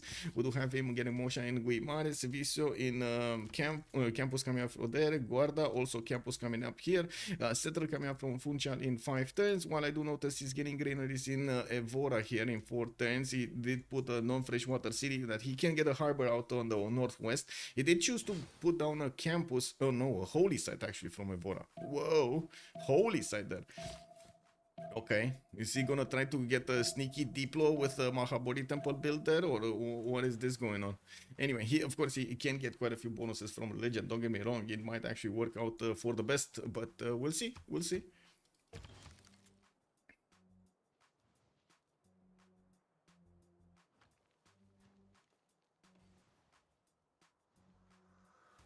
Okay, 7 turns Warlord's Throne in Persia. He doesn't have iron. Well, he does have 1 iron, but they don't have a lot of iron, right? The other iron, oh, it's over here from Passagarde to the east. He never bought it or improved it, even though he does have the vision on it. And yeah, there we go. Mali just got a... Oh my god, this is so unfortunate. His lack of putting those gold points, the 160 gold points, into 1 horse. That's all he needed to buy. 1 horse and everything would have been different here. He would have had his archers able to actually take down these Persian units a lot easier. 4 archers, definitely a major difference versus 2 archers, right? Double the damage. Not to mention those who did have promotions on them. He could have done them, but it's very unlikely to finish Persia. I don't think it was unlikely. I don't think with the tempo he had, it was extremely likely he would finish Persia, because you gotta take into account Persia was still getting units and he was trying to get builders out to chop. Your horses appearing next to Persia would have changed everything around these cities, including where the builders were going, or even having the ability to take on these builders. If you have the ability to buy a horse every turn, I mean, you're gonna build or buy more than Persia would have in the end. So you would have taken out 100%. Persia would have died there if you would have bought the horses. Now we do have Liang in Brasilia, 2 turns out from getting in there. Street carnivals coming out from the other cities, and I do notice that Persia did manage to get the city quite close to Brazil here. Brazil just doesn't have units at the moment, but he does have good stats: 37 science with 47 culture versus R87's 24 and 20. And I think actually we might actually need to take a step back from taking a look at what's going on Tushpa, because by the looks of it, well, we do have the forces of Persia now getting a significant amount of damage going. Now this is over for him. Like, he cannot push yet into Persia's territory until he gets his unique units, in the Mandecalus, and I'm not even sure then he's gonna get to push. Mostly because he gave the time to Inveros to get the general, get everything going. That's it is what it is. In audience chamber in Niani, I do see him also using Magnus in Tanmika. Okay, Inkiama training project coming up in 3 turns from Jen. Looking at this, we do have him 18 points needed. He's gonna get the project and he's gonna get it. It's fine. Okay, so I do want to say that we're probably not gonna take a look that much here, because it looks like there's gonna be a stalemate, and we're probably gonna see Mali still trying to get to his unique unit and finish off his opponent slowly but surely. 24 science is 24 science. Oh, he's not gonna be that quick when he's the Mandecalus, is he? Anyway, now, but we do have somebody else that's going to pick up the aggression tab here, and that's going to be Marius BW that will go for caravels. We do have at the moment Marius BW discovering mathematics in 1 turn. He's going to need to go for buttress and then cartography. While I do see him getting his libraries, he does have 31 science with 40 culture and quite a few more cities coming out of his centers, his original city centers, with Warlord's Throne activated already as a specializing building in his Gavaron Plaza that will give him the extra production he needs to keep on pumping boats like there's no tomorrow. Brazil settled on the cliffs of Dover. Yes, is that only possible on Dover and not other passable wonders and want most of it? Yeah, BBG actually gives you that opportunity to settle over there on the cliffs, directly on the cliffs of Dover. Okay, Tushpa gonna get back. Unfortunate. It is what it is. Doesn't, well, wait, Mr. Toast could actually take one spot over here. Why isn't he? He could take this spot over here and then move forward a little bit forward with the other one. So might actually get 3 hits on the counter attack against Tushpa. 4 hits with the galley and take it back. Kill a horse of Persia. Basically.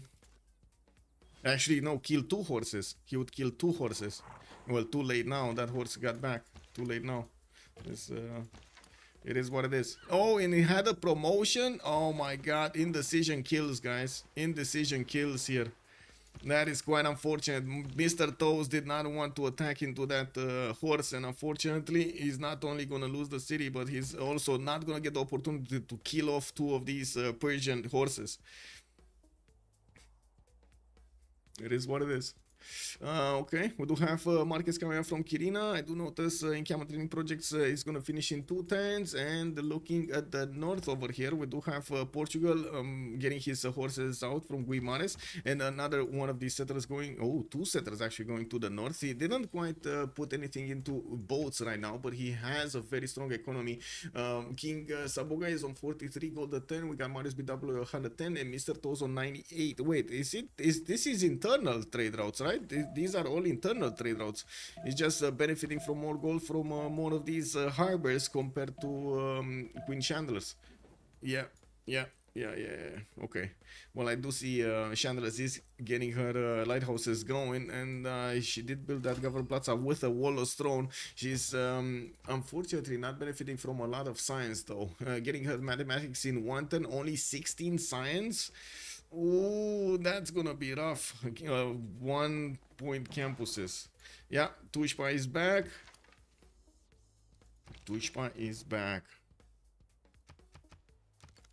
And it is what it is. Rafifi, good afternoon, sir. Bonjour, monsieur, bienvenue. Just got here. What happened to Cyrus, Persia, Alex 2005? Good evening, sir.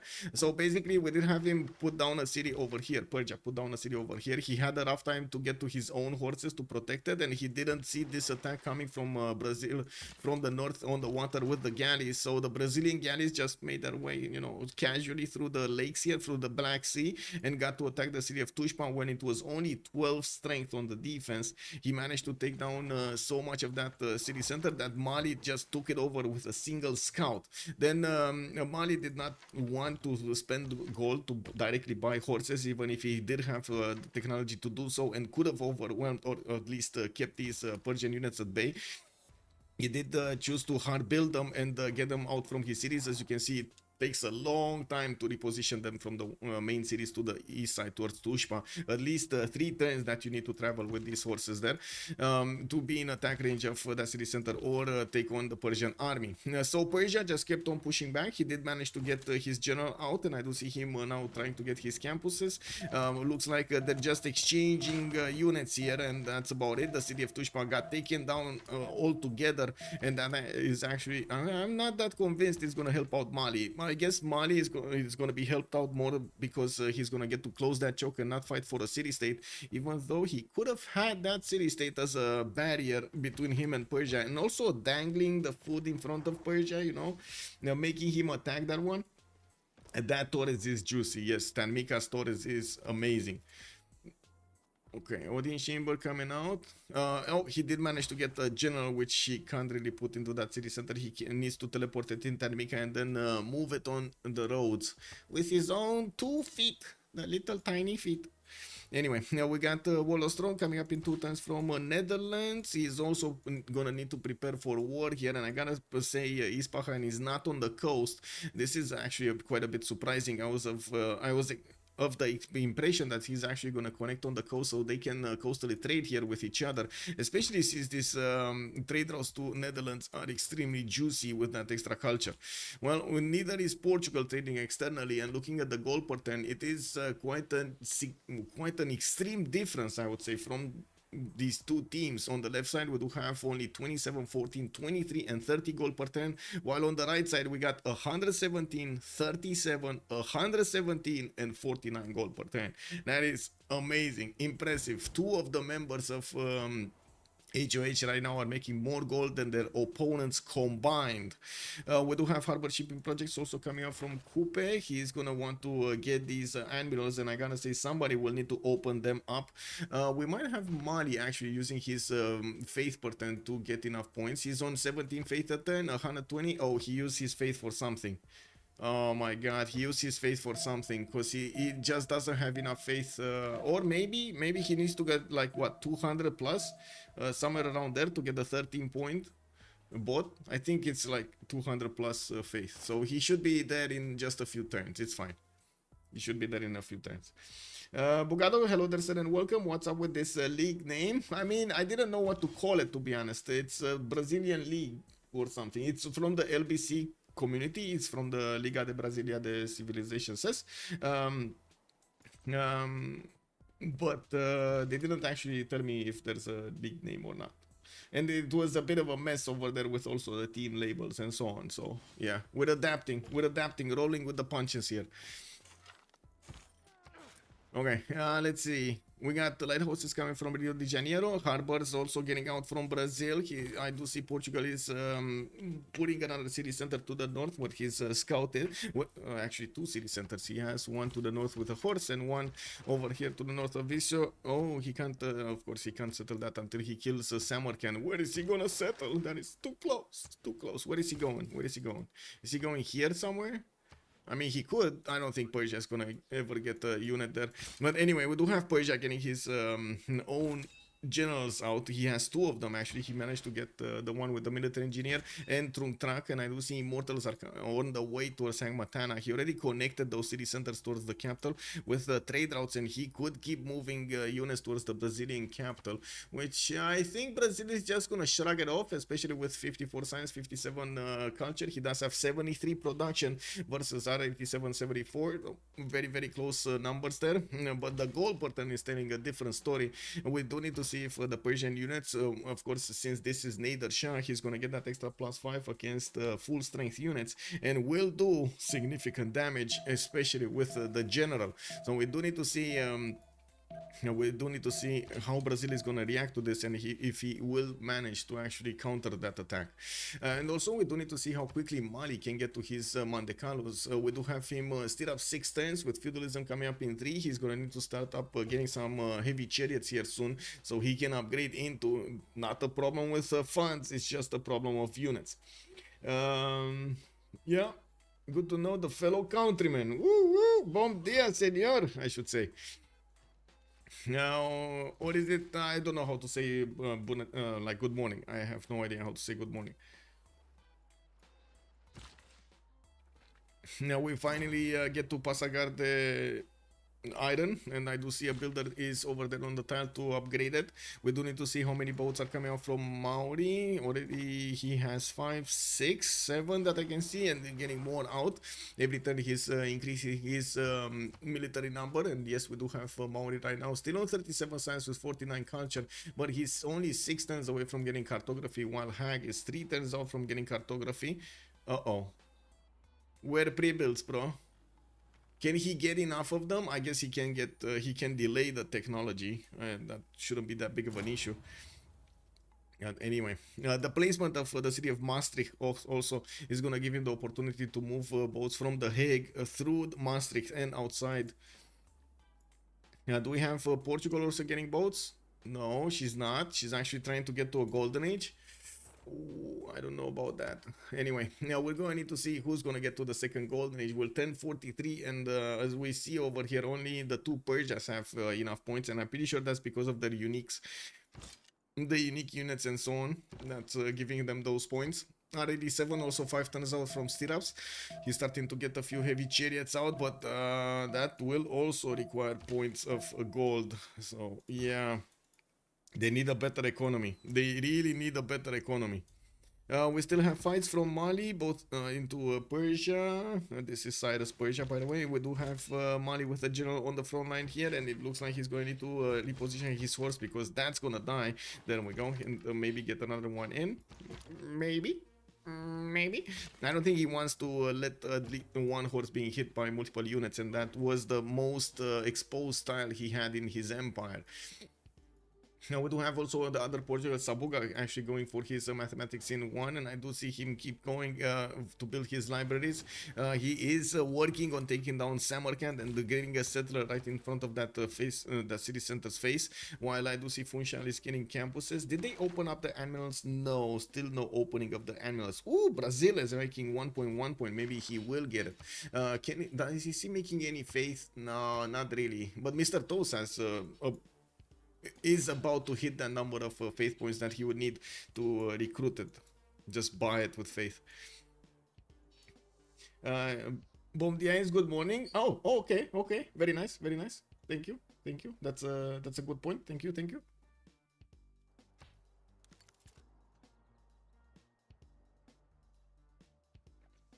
Okay, so what I would like to see is Maori going crazy with how many galleys he has. Like 20 galleys, 25 galleys he would need to pre-build, and then benefit from all of the gold of his teammates to upgrade them and send them on his way. I'm pretty sure the economy is going to be able to handle that, and I'm pretty sure he's going to have the time afterwards to keep on simming and get his shipyards out for much better production, get to Merchant Republic and get the Press Gang's card so he can keep on hard building after he did discover cartography. But that's gonna take a while, and that time is what he's gonna buy with the galleys coming out. From what I do see, he's not gonna hit the 20-25 number. He's probably gonna have around 15 to 20. No, not even 20. He's probably gonna have yeah, probably 15. I would say 15. I know it's kind of a set number, but I think that's what's gonna happen. I guess we can take a look here. Let's see. Minus BW2 turns out from cartography 1, 2, 3, 4, 5, 6, 7, 8, 9, 10, 11, 12, 13, 14, 15, 16, 17. Okay, he's getting to 20. He's getting to 20. Okay, there we go. He's getting to 20. Man, you see, he knows. He knows what he's doing. There we go. Why are there two Portugals? It's basically they need to protect the king, and Portugal is the king. If one of the Portugals die, the team that lost its Portugal will lose. They did deny the animals. Yes, they did manage to get to recruit all of the animals. I did see them pop off over here in Maori's territory. Who did discover them? Oh, it was Portugal. So yeah. So Portugal got it? No. Wait, I saw a few more of these here. No, it wasn't Portugal. It was Brazil. Brazil opened it up. Yeah, opened it up. And then Portugal got the Hano, Leif Erikson by Maori, Himerios by Sabuga, Rajendra Kola on Maori, Zenki also on Portugal. This is amazing, by the way. He's going to get that free trader. Very nice. But I do see there will be a chance to get Francis Drake. It's just going to take a long time to get to 305 points. Brazil protecting Portugal, that's something. Yeah, exactly. Yeah. Wait, Caguana has been defeated? Where was Caguana and why was it defeated? Why did you kill Caguana? Oh, I see why. So Persia wasn't actually sending that military towards Brazil. He was sending it to take Caguana. Okay, well, we do have a wave of feudalism builders coming out of his cities, and he has a few heavy chariots also getting ready. I do see Maori did levy the city of Bandar Brunei with all of those units able to see what's going on here. We might actually see him do a bit of damage against his opponent and also keep Persia how to say, focused on the northeast. Persia Cyrus here will have a significant problem when it comes to the stats of the game, especially since Mr. Toes next to him is gonna keep up the pressure and gonna get a lot more cities with a lot more goal per turn and stats. This is gonna become harder and harder for him to keep up, and you can see how Mr. Toes is getting these Bandecanos, four of them at the moment, with another probably 3 in the build queues up next, and another 2 settlers. That's gonna put him on 6 cities with an army to go for. We do need to see also what's going on here. Oh, more galleys. Yes, more galleys. That's what we want to see. More galleys. Do we have galleys here? Oh, where galleys, man? 2, 4, 6, 8. No, this is not gonna work. 8 galleys. I mean, even if they have +10 on them, they're still not gonna work. Anyway, we do have Portugal here with only 3, 4. There might be a bit of how to say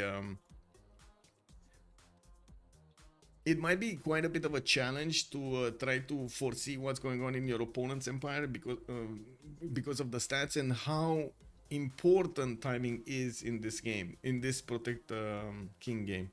But it is what it is.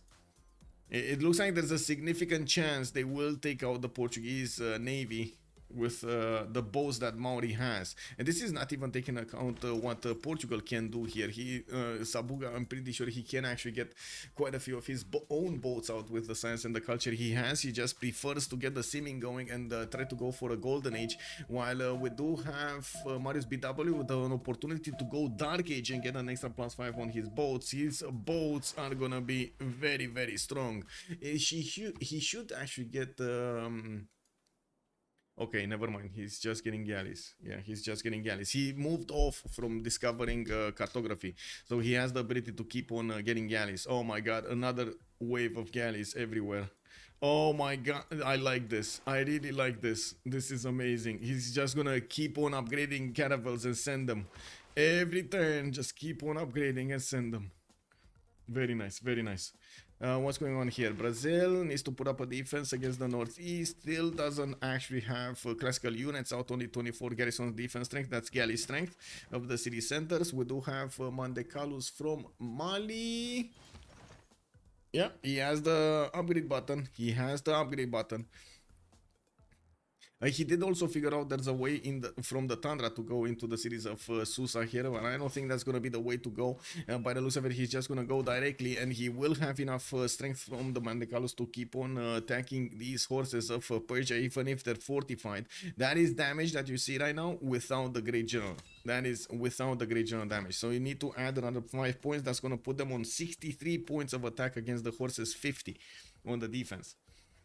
Is the rule first to capture Portugal and Persia sweeps in and kills Red Portugal from the north? I mean, you say swoops in, but I imagine that's going to take a long time. But yes, that could be a possibility. I just imagine it's going to take a long time because of these hills. But yes, they should actually... That is kind of the plan, right? Take out Portugal's. So yes, he does have an opportunity to go directly against Portugal. Oh, it's like a special game mode. Yes, it is like a special game mode, exactly.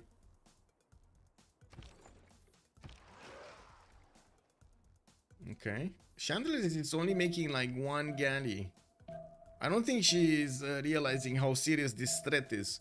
And I guess the only idea that she would have about this military strength of her opponent is the 730 points that Marius BW is benefiting from. You can imagine that is a lot of firepower. I don't think they have the vision over the Maori cities. As you can see, they never actually scouted towards the southwest of Portugal. These cities are all in the fog of war. She doesn't know how much strength they are, and of course, if she would have seen the 30 strength over here, she would have immediately realized those are not caravels that Maori is benefiting from. Those are actually galleys. Now we do have to see Marius BW switch back. Oh my god, he's actually going more than 30. 2, 4, 6, 8, 10, 12, 14, 16, 18, 20, 22, 24, 26, 28, 30, and he's getting another. Okay, I see. He's overdoing. I like. What? Okay, big question. Will 1,000 points of galleys in military strength will give him the opportunity to take out his opponent, or will he be defended? Are 1,000 points of galleys worth it or not? Yeah, exactly. In the Portugal's land, it's fine. You know that they're doing. You know they're doing those carnivals over there. They're actually, just peacefully going into the markets and coming back home, and reading books and stuff like that. While basically the coast is burning soon. They haven't even met Coupe. Can they see? Yes, they can see. Yes, they can. They can, because immediately when you actually declare war, you see the portraits above, so you can see the points. You can see the score over here. Those are going to be careful in some time. Yes, even more points. I mean, I'm pretty sure. It's gonna be like more than 1,500 points of damage here soon. 1,500 points of military, 876. Oh my god, he just keeps on going, man. Just keeps on going. Okay, so next turn Hag is actually going to discover cartography. Queen Chandler's is also going to discover cartography in 3, and we are coming close, very close to the next era. Let's actually take a quick pick at the era score screen and see what's going on. Sabuga 44 out of 53 points, probably not going to get the golden age. We do have Lenny 57-64, Mr. Toast is 52-61. Looks like Hag 42-51. Inveros is going to be 2 points away, and while R87 is going to be 1 point out.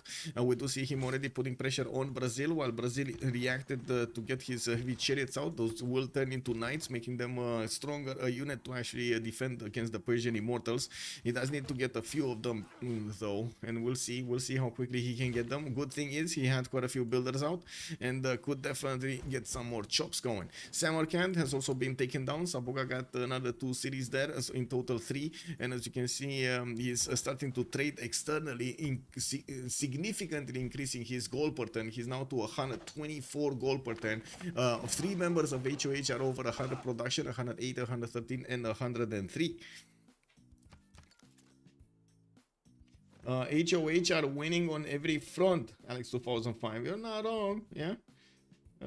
Brazil put Harbor on production instead of troops. Will he be fine? Harbor in production? Wait. Oh, in Manaus? Yeah, he should be fine. He should be fine. Yeah, there aren't that many units. If Persia had like at least 3 more immortals, maybe this would have been a problem. But there's only 2 immortals with a general and a warrior that is menacing Brazil. Brazil did scout out what's going on over here. You can see he sent his admiral to see how many units are actually behind all of these immortals, and when he saw there's only a naked general, he was like, it's fine, boys, it's fine. We can have this. We can get this going. Persia doesn't really have an army to punish him with. Exactly. Yeah, Persia doesn't really have the army. He might actually try to do something against the Northwest, against Portugal. I find it unlikely that's actually gonna be successful. But anyway, oh my god, look at the boats. All of this coast is just insane, bro. It's insane.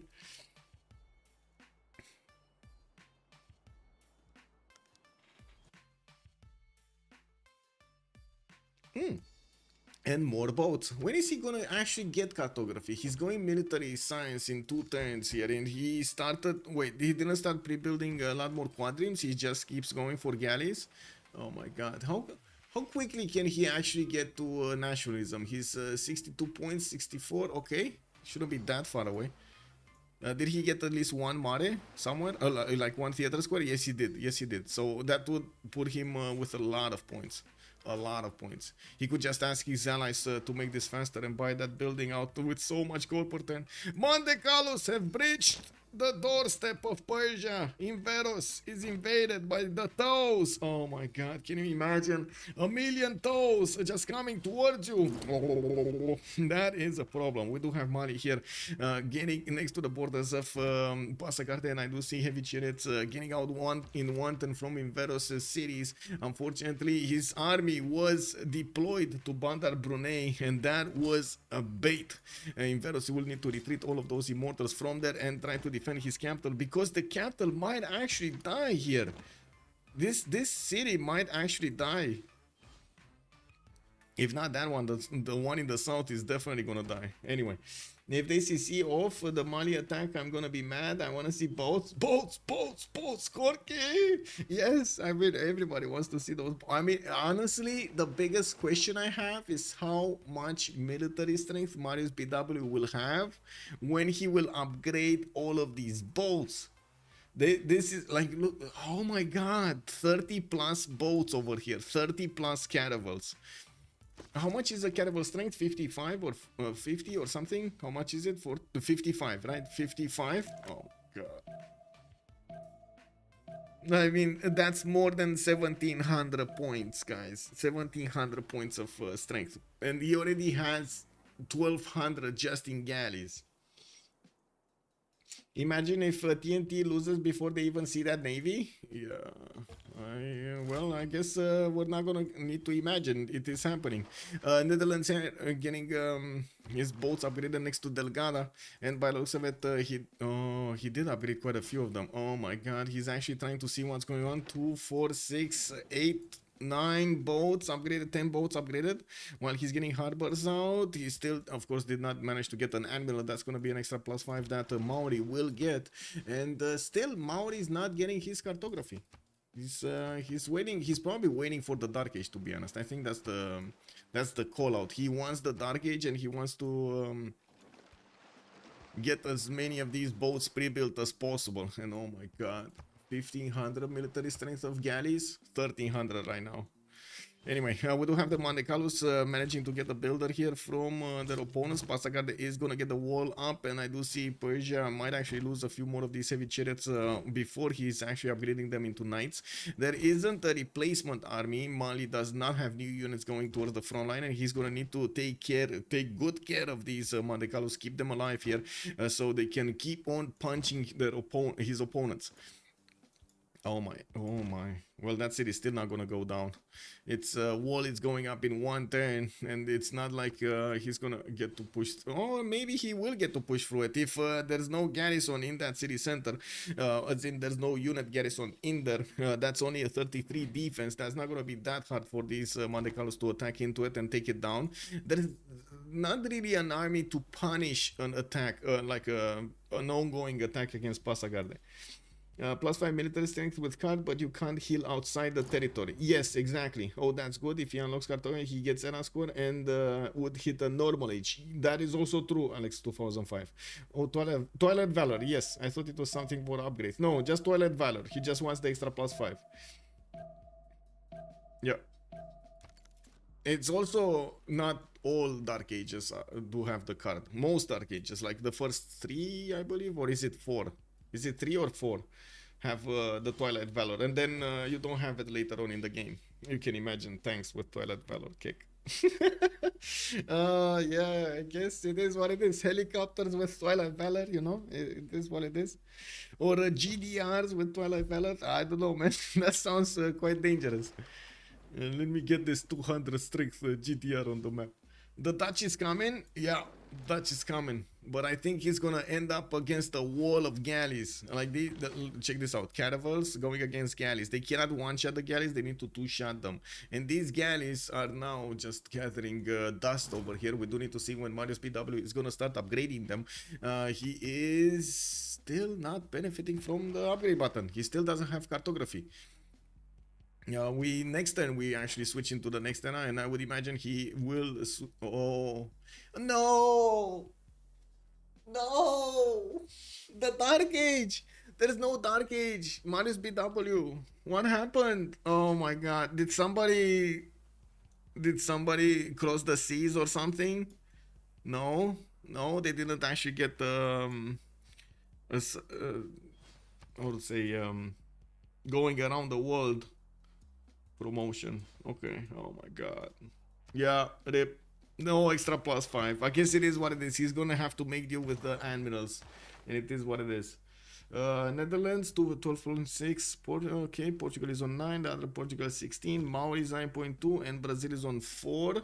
Okay, Persia getting another general and getting knights in production from most cities. He did manage to push into Brazil's borders, but he's gonna be pushed back. I would imagine we do have Brazil with a knight here upgraded, and I do see him getting his intelligence agency. Still not considering the threat that bad. He does have another heavy chariot that could turn into a knight, and I do see Portugal is already putting his Fetorias in his borders here. It's just a matter of time until the gold will explode. Well, it already kind of exploded, right? We got 135, 136, 134. What are these close numbers? Oh my god, they're coordinating, boys. And 173 from Sabuga. How much gold do they have? I would say it's in the round of a lot to too much. It's between a lot and too much. Exact points to be counted later. We got 752, 273, 639, and 228 points. I don't really want to do the math on each of them to give you the final answer, but I guess you can imagine it's a lot. And Susa went down. We do have Pasagarde also about to be taken slowly down. There is a way for these Mandecalus to get onto the other side of the river and get to wrap around Pasagarde slowly, taking out the Persian immortals. There is a knight coming out from Pasagarde in 2 turns, while he has another one from Ispahan. And I do notice the Mali units from the south are gonna how to say, are gonna need to keep on punching forward.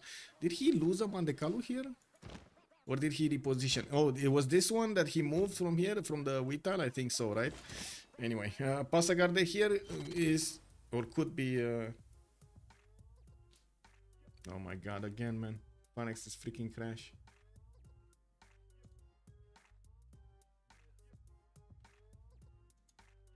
And don't tell me it's a freaking game bar. Refresh. Oh my god. Give me a second. Oh, look, error, game bar. No, actually, no, this time around it's just the application, the F-top. NT DLL kick. Lol.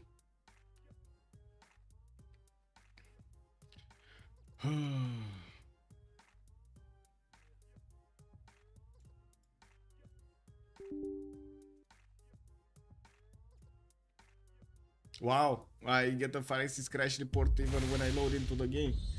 I'm gonna need to reinstall Civ. Actually, I'm curious if I can do that before the next game. It's in what? In 2 hours and 45 minutes is the next game.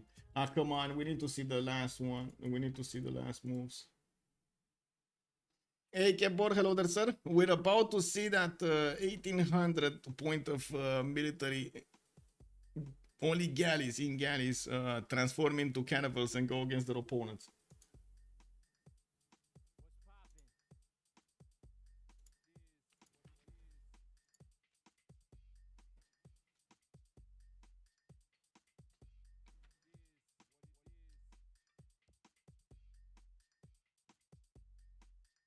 Okay.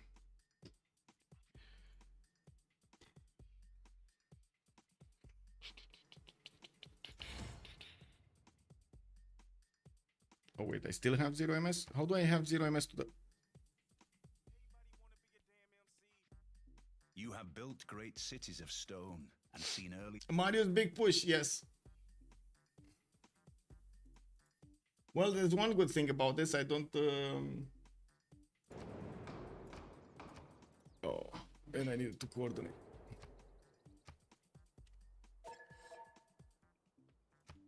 Islam preserve. And what's the next? Him. Okay. There we go.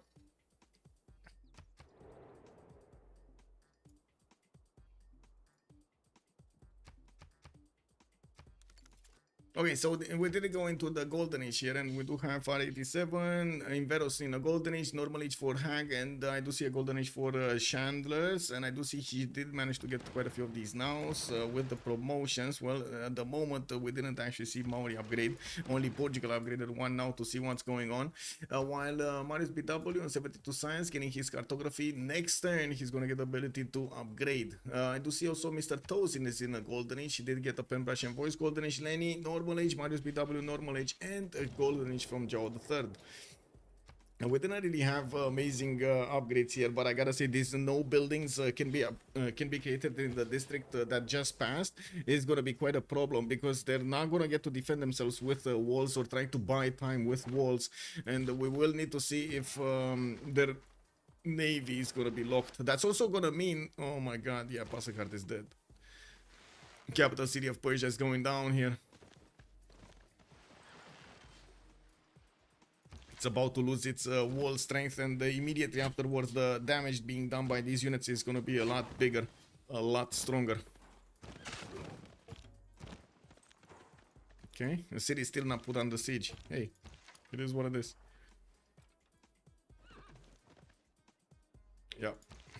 Yep, that's it, it's gone next turn. There are 2 more cities that he's gonna need to take out on the road towards Netherlands, and of course they do want to see what's gonna happen over here on the coast. We already start to see the upgrades being done. 1600 military from Marius BW, while we do have his caravels doing 69 against the caravels of his opponent at 55. Wait, he has oligarchic legacy, and at the moment I don't see Netherlands actually benefiting from oligarchic legacy. He should have it though. Oh no, he went, wait, but he went into oligarchy. I'm pretty sure I checked this. He went into, oh my god, he went Republican legacy, guys. Wilhelmina went Republican legacy. No escape settler, they see, yeah, no escape settler, yeah.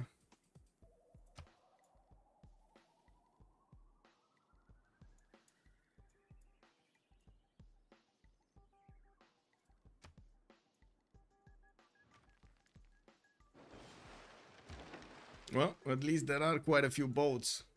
Let's count them up in total. 2, 4, 6, 8, 10, 12, 14, 16, 18, 20 boats. 20 boats in total. 21 boats actually in total between the Netherlands and Portugal, the Green Portugal. While Maori has more than 30 boats that can be upgraded, and he keeps on building these quadrims to get some more. He does need the gold from his teammates, and by the looks of it, they went through all of their coffers to actually upgrade the units he has right now.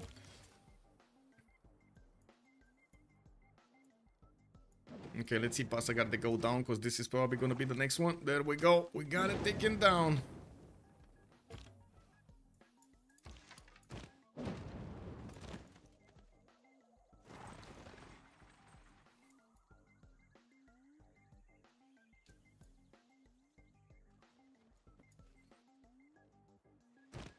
So 2 remaining cities for Persia. The other Persia, R87, is trying to go against Brazil in the city of Manaus, and I do see a few of his knights are actually going towards Rio de Janeiro. They are being spotted here by the Brazilian Great Admiral. They're not doing that much. It looks like Brazil Leni is taking this a bit too lightly.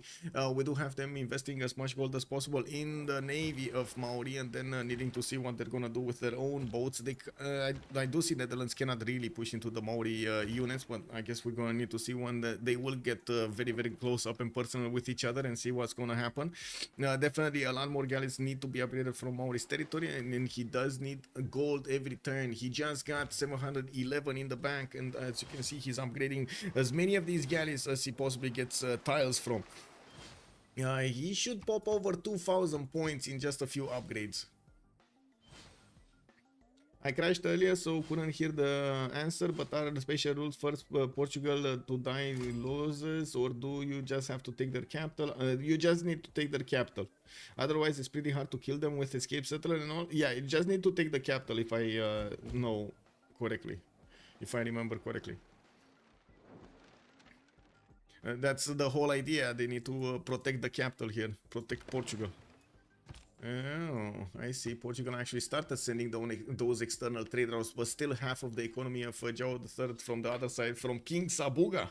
We did have Chandler's trying to get the gold and trying to get those upgrades going, and desperately trying to get her harbor shipping projects also ready. And she is probably seeing what's going on in the lands of Persia.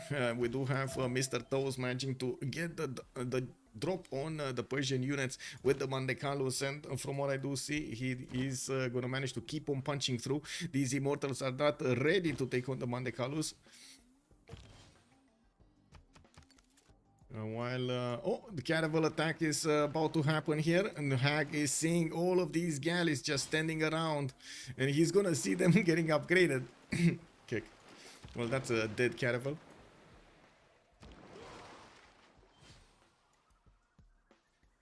I'm very surprised about this, by the way. That Persia was let in. I don't know why he got let in, but he got let in. There would have been such an easy choice to put 2 units here on the east side. When the first attack started happening, like if you would have gotten 2 or 3 more heavy chariots, it wouldn't have cost him at all in his, or not that much, of course, in his territory. Then he would have managed to keep off Persia from his borders. Okay, is this happening? This is happening, right? Yeah, this is happening. We also have Marius with 2 admirals, if I'm not mistaken. Leif Erikson and Rajan Dracola.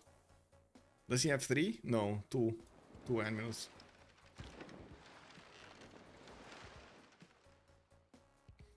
Oh, so many boats. He's gonna have a problem actually moving all of these from side to side. I think it's 90 gold each on online spin. Yes, it's 90 gold. Yes. Wilhelmina will do nothing against Coupe. Yeah, he can't. He can't. And look how quickly these Netherlands boats are dying. Yeah, that's a victory. That's a victory. HOH takes these finals against TNT in the Protect the King challenge. We did have Sabuga being much better protected than Chandler's, and it does look like we did have Marius BW flexing those military numbers over there with more than 30 galleys pre-builds. This day.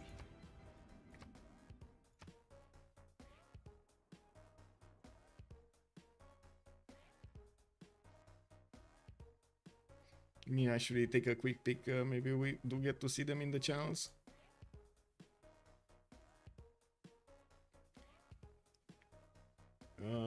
Times competitive. Are they getting into a channel somewhere or?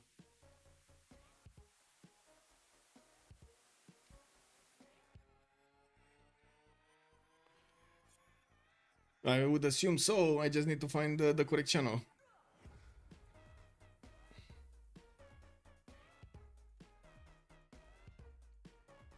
Wait, are they not playing on LBC? Are they actually playing on the comms in CPL or something? Kick. Lol. Give me a second. We might see them in CPL.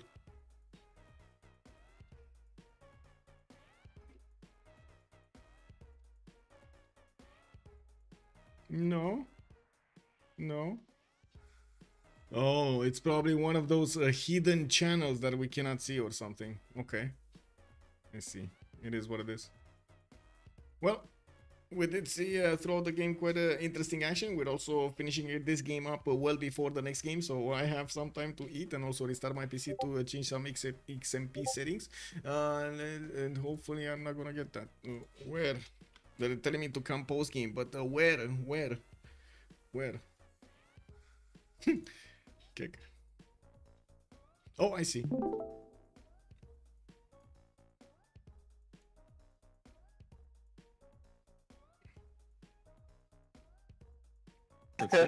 Yeah, it's insane. Which one was Portugal capital? Was Guimarães or Funchal? Funchal. Yeah, okay. But like, I so don't one think you ever tile, get. no- Yes, Yeah.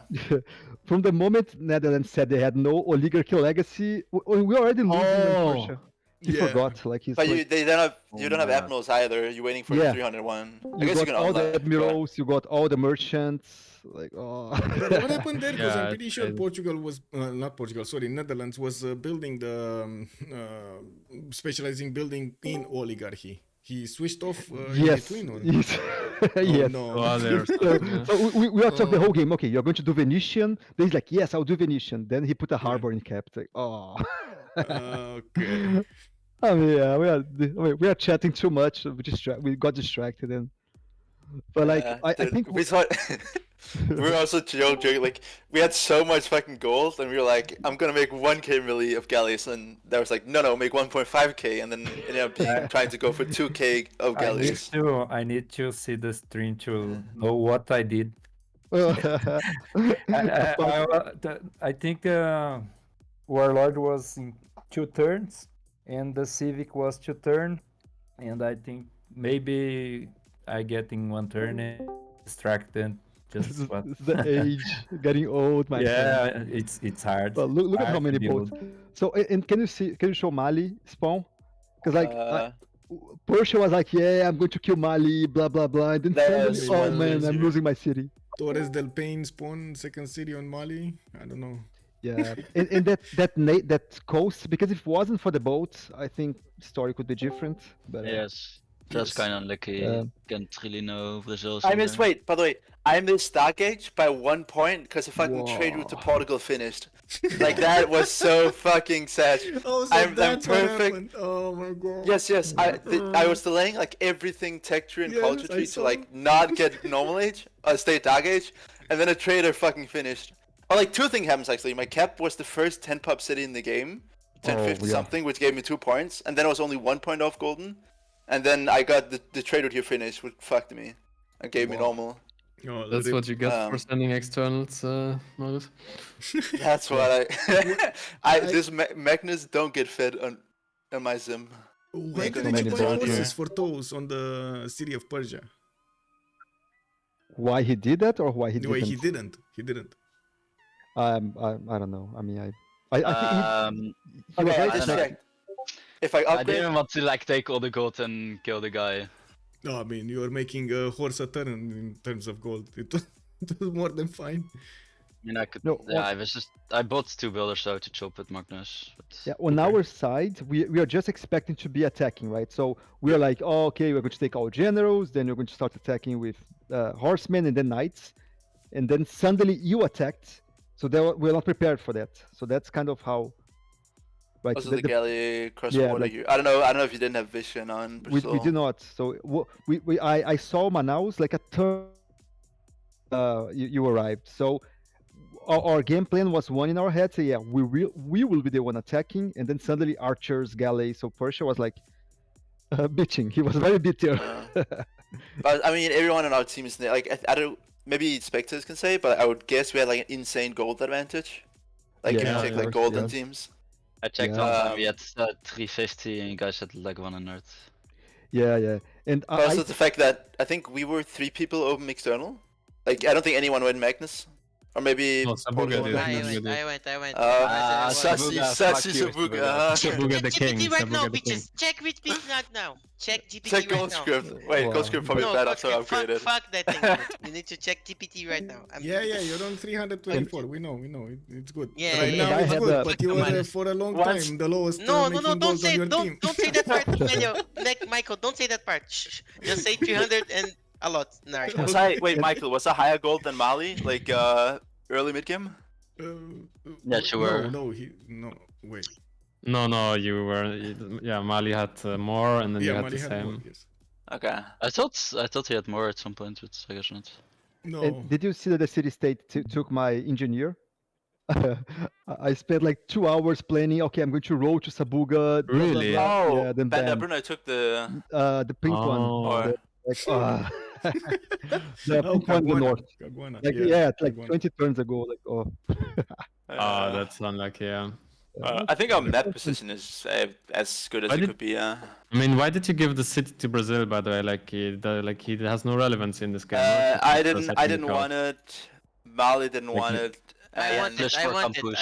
I want it, but they say Yeah, no, but what is Brazil doing? He's not fighting on the coast. I mean, if we thought for one second you thought he guys was gonna were go- gonna make a settler on the coast from Nazagamo or something, then it I mean, makes sense. initially we But, thought he was just on the ocean, but that was not. ah, the okay. We thought he was okay, going that to makes Caguana sense. is like a shit scouter, you know. He Didn't did- scout Yeah, first. build it first. Okay, yeah, that makes sense. I mean, if you think Brazil is on the coast, then it makes sense. Yeah. Oh well. Yeah, GG guys. I mean that Yeah, Yeah. GG was well quick, played. but Yeah. we took This longer kind to of draft. level. Okay, I'm gonna stop it there, and I'm gonna need to get something to eat and prepare for the next game at 1800 GMT. We do have Why So Serious going against Civ Ukraine in the second game in the CPL Premier League. We're gonna need to see them fight for the fourth and the fifth slot over there, and hope to see you there. In the meantime, thank you so much for everything, for the subscriptions, for the follows, for the bits, for the support of the channel over here on YouTube and on Twitch. Thank you so much, both of you guys. Thank you. I'd also want to say, oh, Mitchell Moore, good evening, sir. I didn't see you. No, Netherlands taking cartography this turn. Yes, Mitchell, that is true. Yuri goes also, hello, sir. See you guys later at 1800 GMT. I'm gonna put up soon that game over there on Twitch, on YouTube, and we're gonna start up live 15 minutes before the start of the game. I do also want to say, if you want to check out my schedule, take a look at my Discord, ! Discord on Twitch, or you in the chat, or you can take a look on the description of the video down below on YouTube, so you can get that invite over there and take a look at my schedule. Have a great evening, and see you later at 1800 GMT. Bye.